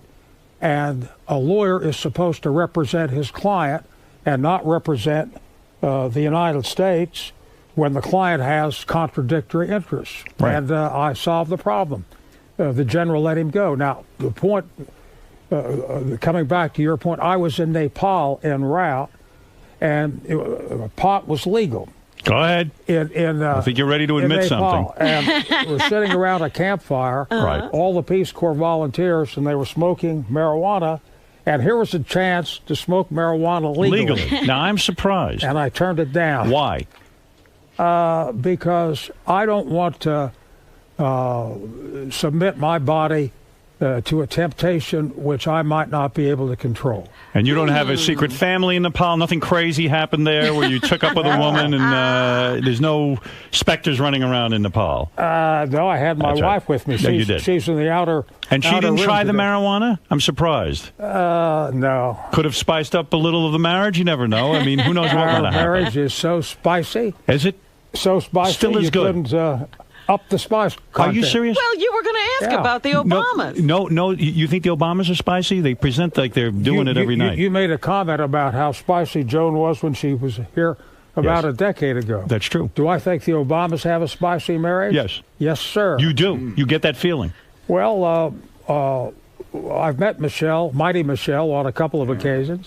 Yes. We were Attractive woman. We were We were invited to the Super Bowl party. Yes. The congressional delegations of the Pennsylvania with the Steelers and Arizona,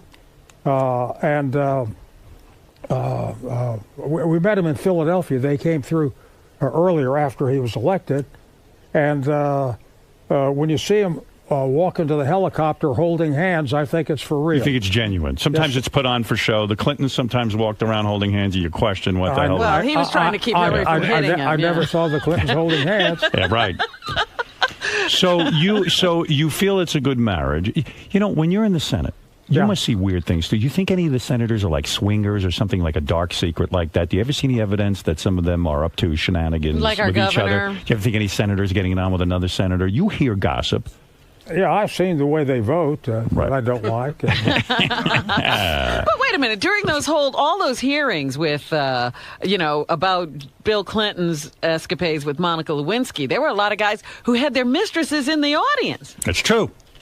Oh, Listen, what are you gonna do? none that I know about. And if you have a liberal view of the world, it's not my business who's in the audience. Right. You support I'm with you on this. You support giving loans to the failing auto companies. I had to think long and hard about this. Well, I'm about near the end of my tether on that. Right. I think. You don't think much more, huh? Well, no, I don't. I think that the bailout package has been a failure overall. They started off with toxic debt, abandoned that, forced banks to take money.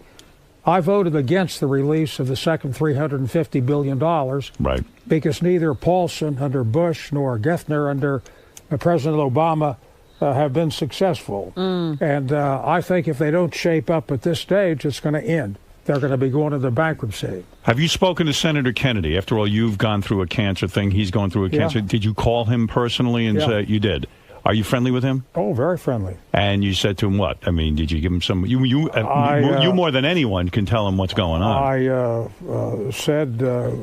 asked him how he was feeling. Yeah. And congratulated him on coming in on critical votes. Right. And talked to him about legislation on health care. We're on the Judiciary Committee together, done a lot of work on immigration together, a lot of work on health care. And I've been in the Senate now 29 years and have gotten to know him very, very well. He's a legend in his own time. Right. But you can't bring up his health to him, can you? You can't give him words of advice about cancer, can you? Unless he asks. Or does he ask you? Well, maybe he doesn't want to talk about it. I sent him a copy of my book, Never Give In. Which, you did. That's a good book. I sent it a copy to everybody in the Senate with a personal inscription, and mine Ted Kennedy was a little different. That's true. What did you say? I said, talked about my respect and admiration for his long career in the Senate, what he's done on education and health care and immigration. I've co-sponsored legislation with him. When he first wanted to push legislation on hate crimes, I was the only Republican who would support him on hate crimes, and it was Kennedy Specter. Right. And we've co-sponsored a lot of legislation together over the years. Is it possible for Republicans and Democrats to work together anymore? Is that lost art? Senator Specter's doing it. Well, he's one of the few, Howard. Yeah, he is one of the few. Is it possible? The answer is yes. Is it done enough? The answer is no. And what are we going to do about this? There's too much party line voting. We need more independent judgments on these critical issues to try to solve them. Right. So what are you doing in New York? Are you doing anything beside our show? Are you going around all the shows or what? I'm raising money. Oh, is that right? I've got to raise what do you need? $30 million. Give it to him. $30 million. And I have to raise it in small sums. Oh. So you need it for the campaign. I need it for the campaign to be reelected. Citizens for Arlen Specter, Washington, D.C. So you can go to a website at specter2010.com. Right. So what's the most a guy like me can contribute to your campaign? $4,800. I'll send you some dough. If you're looking for, you want me to write a check or what? Yeah. Citizens for Arlen Specter. Howard, I have to get 50,000 contributors. Governor Rendell and I have a lot of the same friends. Right. And one of our friends, Annenberg's, Walter Annenberg. He's got plenty of dough. And Mrs. Annenberg, and they can contribute very large sums of money and do to Governor Rendell. Right. Mrs. Annenberg asked me what was the most, she wanted to know what's the most she could contribute, and I said the most you can contribute is $2,400. I can say this, the most anybody can contribute is $2,400 in a primary, $2,400 in a general for $4,800. Right. And Mrs. Annenberg doesn't write checks that small. She didn't know what you were talking about. What are you talking about? So, are you getting shoes? Isn't that the worst part of being a senator? Yes. I mean it's got to be terrible. It's like all of a sudden you go from this sort of mighty position where and I know you're really dedicated to the job and you want to help people. And then all of a sudden you got to walk around with your hand out and ask people for money. It's got to be the worst feeling in the world. It is awful. Yeah. And but it is necessary.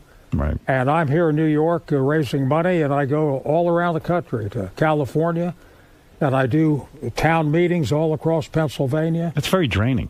I could never when do you do have it. time to be a senator? I would just give up. Well, I've favored, Senator Durbin and I have legislation in which would change the way campaigns are financed.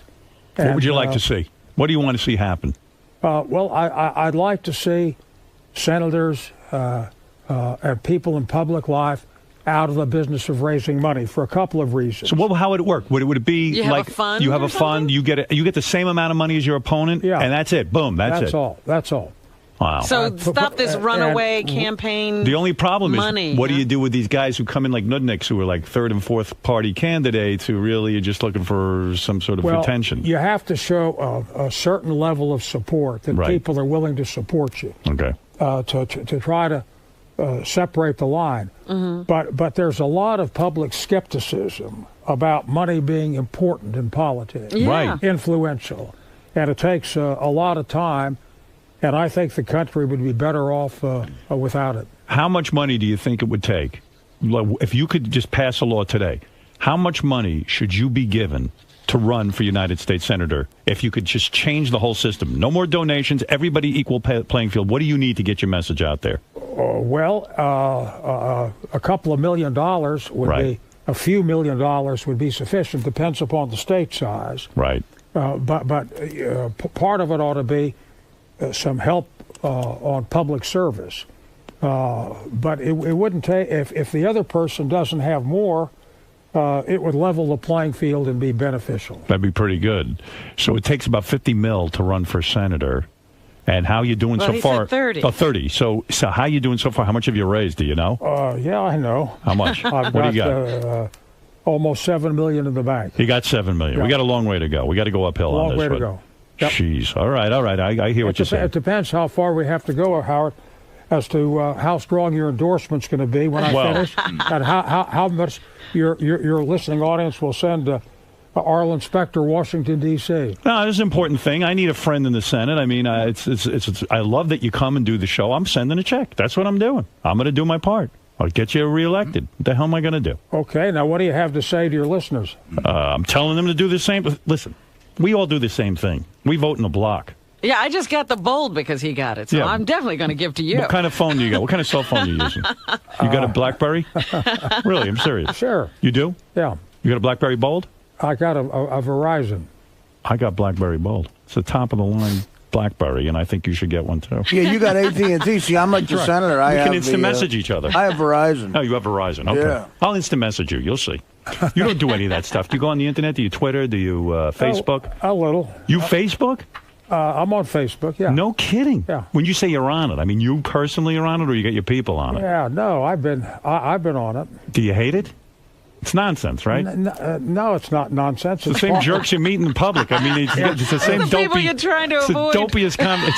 You finally get home away from these nuts, and then all of a sudden they're on your Facebook. It's part of America. Yeah. My principal line of activity, I subscribe to Major League Baseball on the cable, and I watch the Phillies wherever they're playing. Right. Well, listen. I meant to tell you. I like this. You're one of the backers of the flat tax. I think that's great.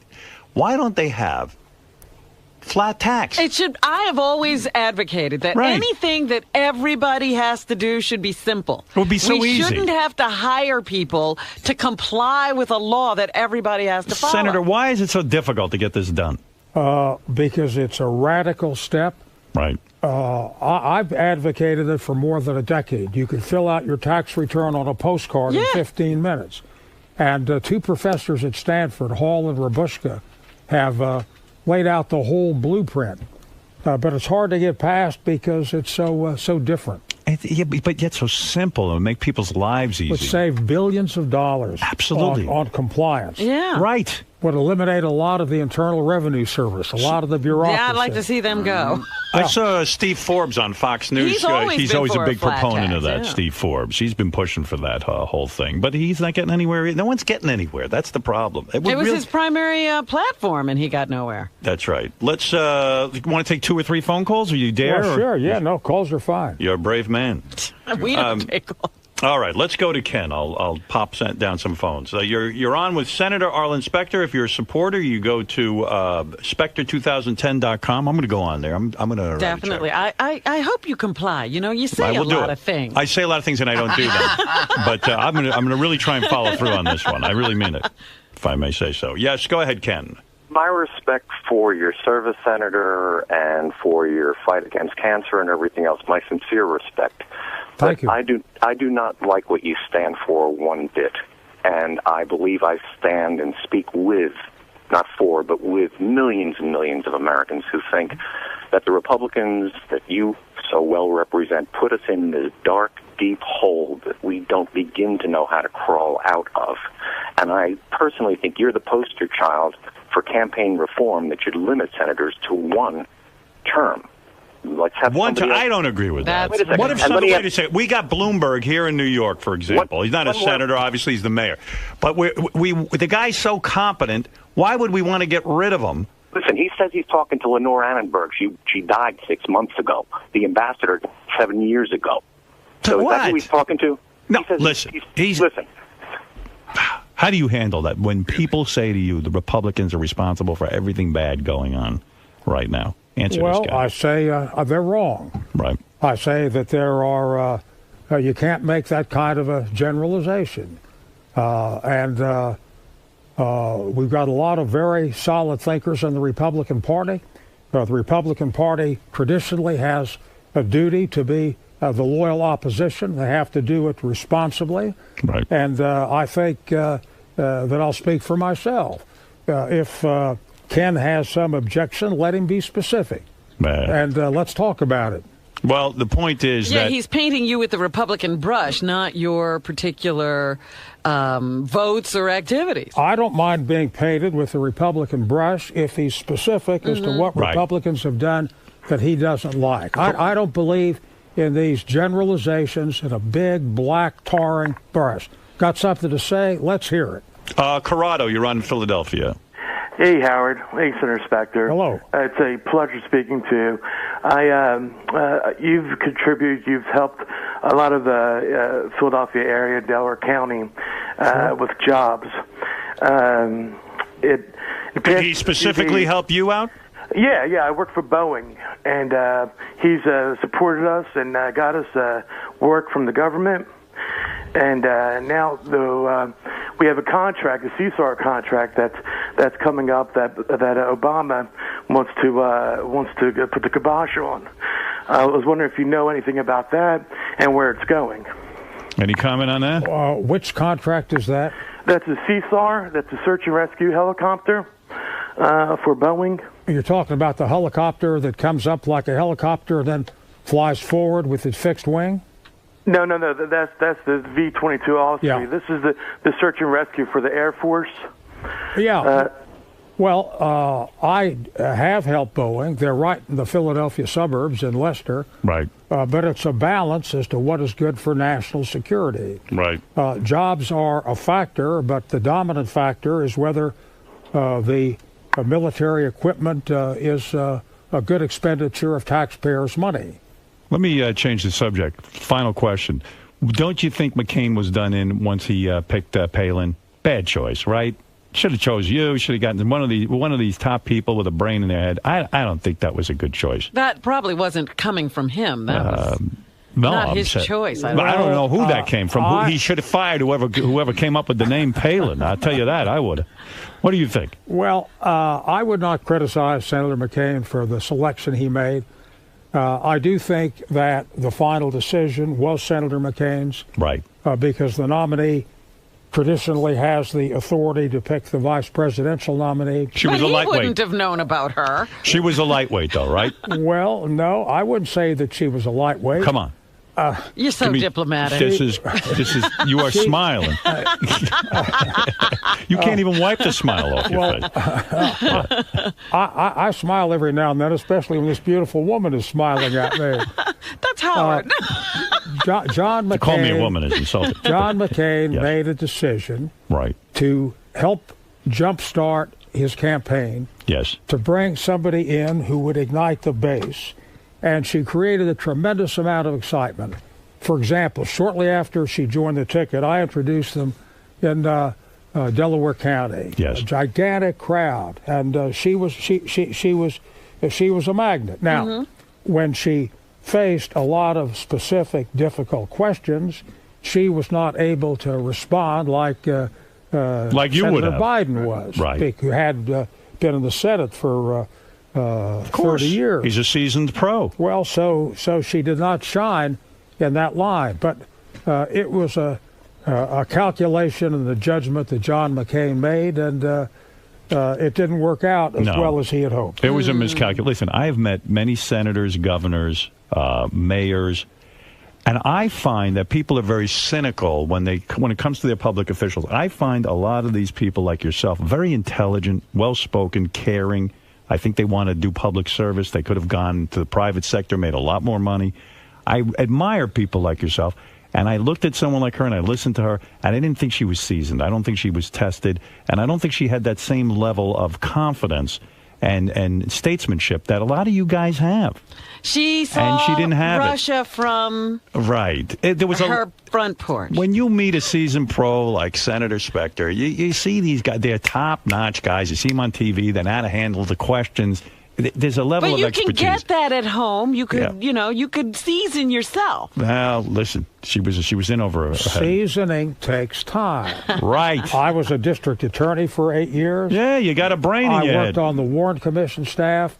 I've been in the Senate, and you learn things. Right. They put Sarah Palin in immediately into very deep water. She was a Goyish cup. You understand what I'm saying? I don't think she was that. Yes. You know what Senator knows. She'd been the mayor of a small town. She was Right. governor for a short time. Right. She had a Goyish cup. She didn't have a Yiddish cup. No Yiddish cup. And you understand. Cups are cups. Cups are cups, and you do what you had. She had a cup. She had 34C cups. All right, listen. You can check out Senator Specter's website at specter2010.com. I encourage everyone to help out the senator. He doesn't like going around asking for money, but That's listen, a tough thing to do. if you believe in him, you gotta pony up. That's what he's saying. This is the system, and this is what he's got to work with. Right. And that's that. Senator, great to see you. I understand your lovely wife is outside. Joan is here. And that Joan is getting lectured as we speak. I was written on my computer that our program director is lecturing her on the detox diet. Oh, boy. The You better detox get diet. her out of here. Do you know then. Robin is on a detox diet? She does colonics and enemas. Way too much, in my Way opinion. too much. He doesn't even know what I do. Where do you stand on colonics and enemas? I'm not Don't into stand. it. Where do you stand? I think on those items, I wouldn't be standing. You're not kidding. That's right. You Don't don't like stand. it. You don't like it, and I don't like it. The senator doesn't like what you're up to. But It's okay. I'm doing fine. on a personal level, I worry It's about not Robin. up for a vote. She's into this colonics. I'm into nutrition. That's what I'm into. Listen, so's the senator, but you don't see him doing what you're doing. I don't That's know. very I don't severe. know. I don't know. With You the don't water. know. You didn't ask him. It's unbelievable what she's up to. And now Tim's out there, who is a disciple of Robin's, lecturing your wife. Next thing you know, she'll be with the colonics and the enemas. I do want to detox the Senate. I want to detox the White House. We got to get some clear thinking going. I'm betting on Joan. Yeah, she'll be all right. You let me get a hold of her. Senator, it is a pleasure. You Thank know, you, I always Howard. love when you're here. You are honest. You come clean with all the answers. I feel this is the toughest room to answer political questions, even though we don't know anything. And Yeah, because the questions don't make sense. You got a great listening audience. On the occasions when I've been on your show, I hear about it absolutely for months. I know you do. And people are Yeah, they're very telling you, what are you interested in what you thinking? have to say. Right. And I tell them when I'm on the show, Howard Stern is clean. I am. I pretty well behave. When you leave, though, I got to make up for it. There's going to be a lot of talk about women, sex, the whole thing. You understand, though. You know the business. All right, we're going to take a break. The great Senator Arlen Specter, website, specter2010.com. Thank you so much, Senator. Thank you. Pleasure to Enjoyed it see you very much. again. Thanks. Senator. A lot of hard-hitting questions in there today. I would say that it was a thorough interrogation. I think had Howard Stern gone to Guantanamo, there would have been no questions raised about the propriety of the questioning, and all of the available information would have been gotten. So my next recommendation to the Department of Defense and Department of Justice is draft Howard Stern and send him to Guantanamo. Now, were you pleased to hear that Howard said he's going to back you on your campaign and write a check, right? Well, that part was delightful, and now I want to see how much sway he has with the millions of people out there.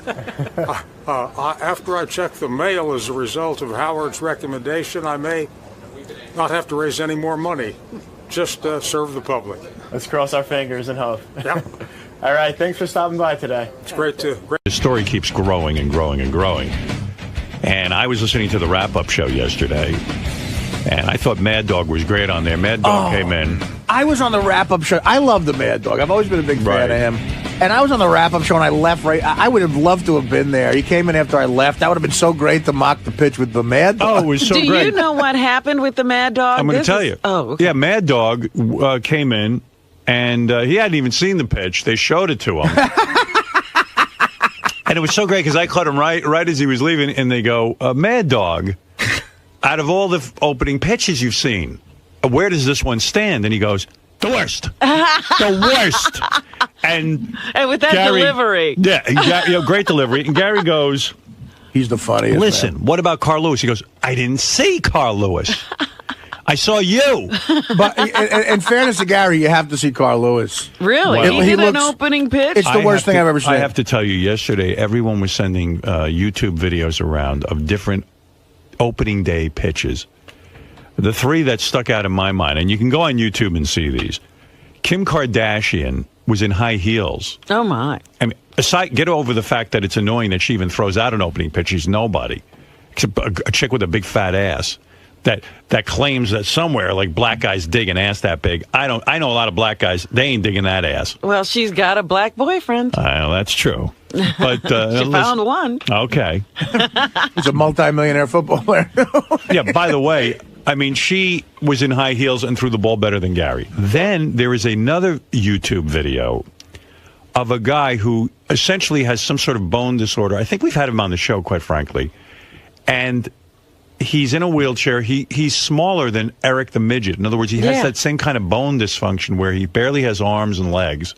And hardly a torso. In fact, Eric's way more functional than this guy. Yeah. He laid down in the field. His dream was to throw out the opening pitch. He did this in, I think, Chicago.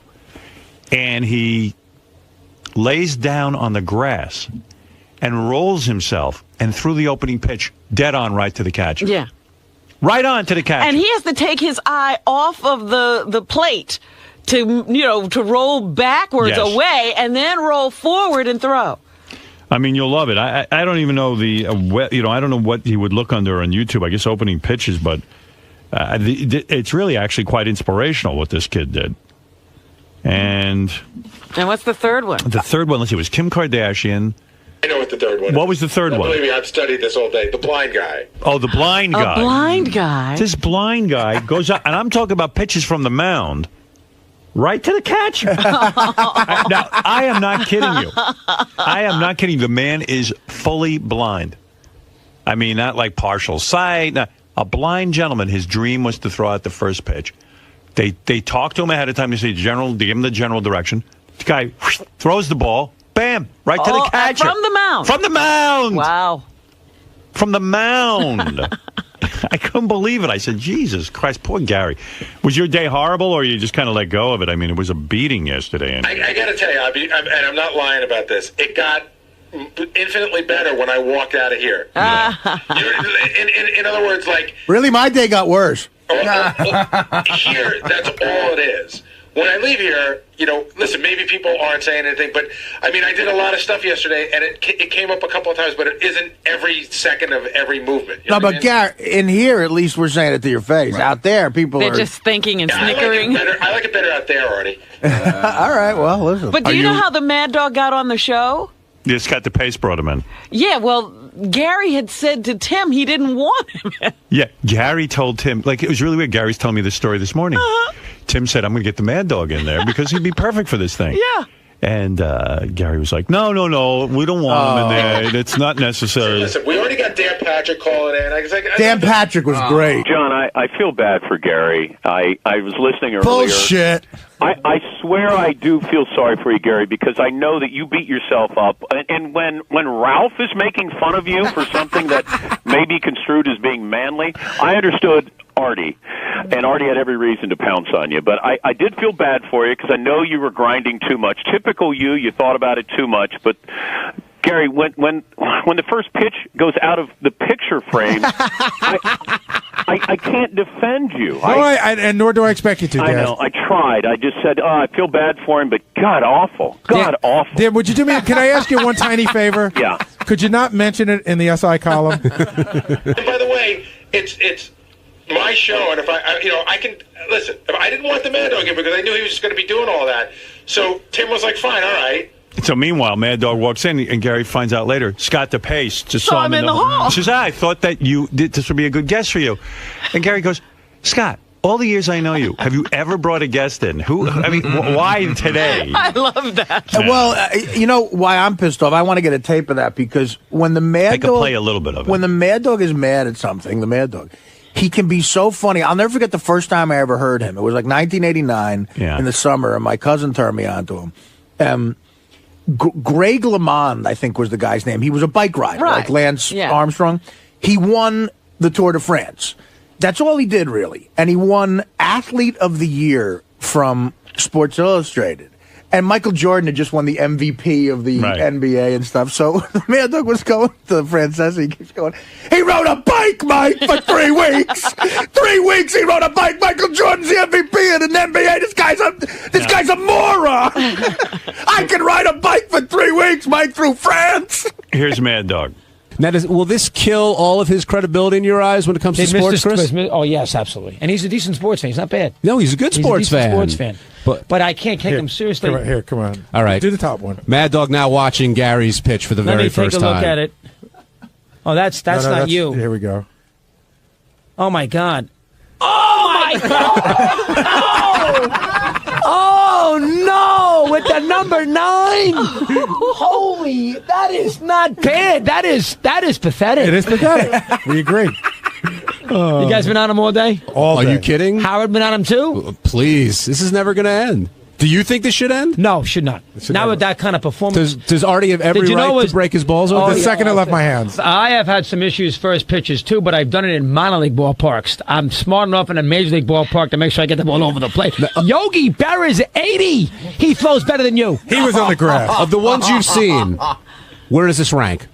Of the ones you've seen. That's the worst I've ever seen. Worst of Christmas.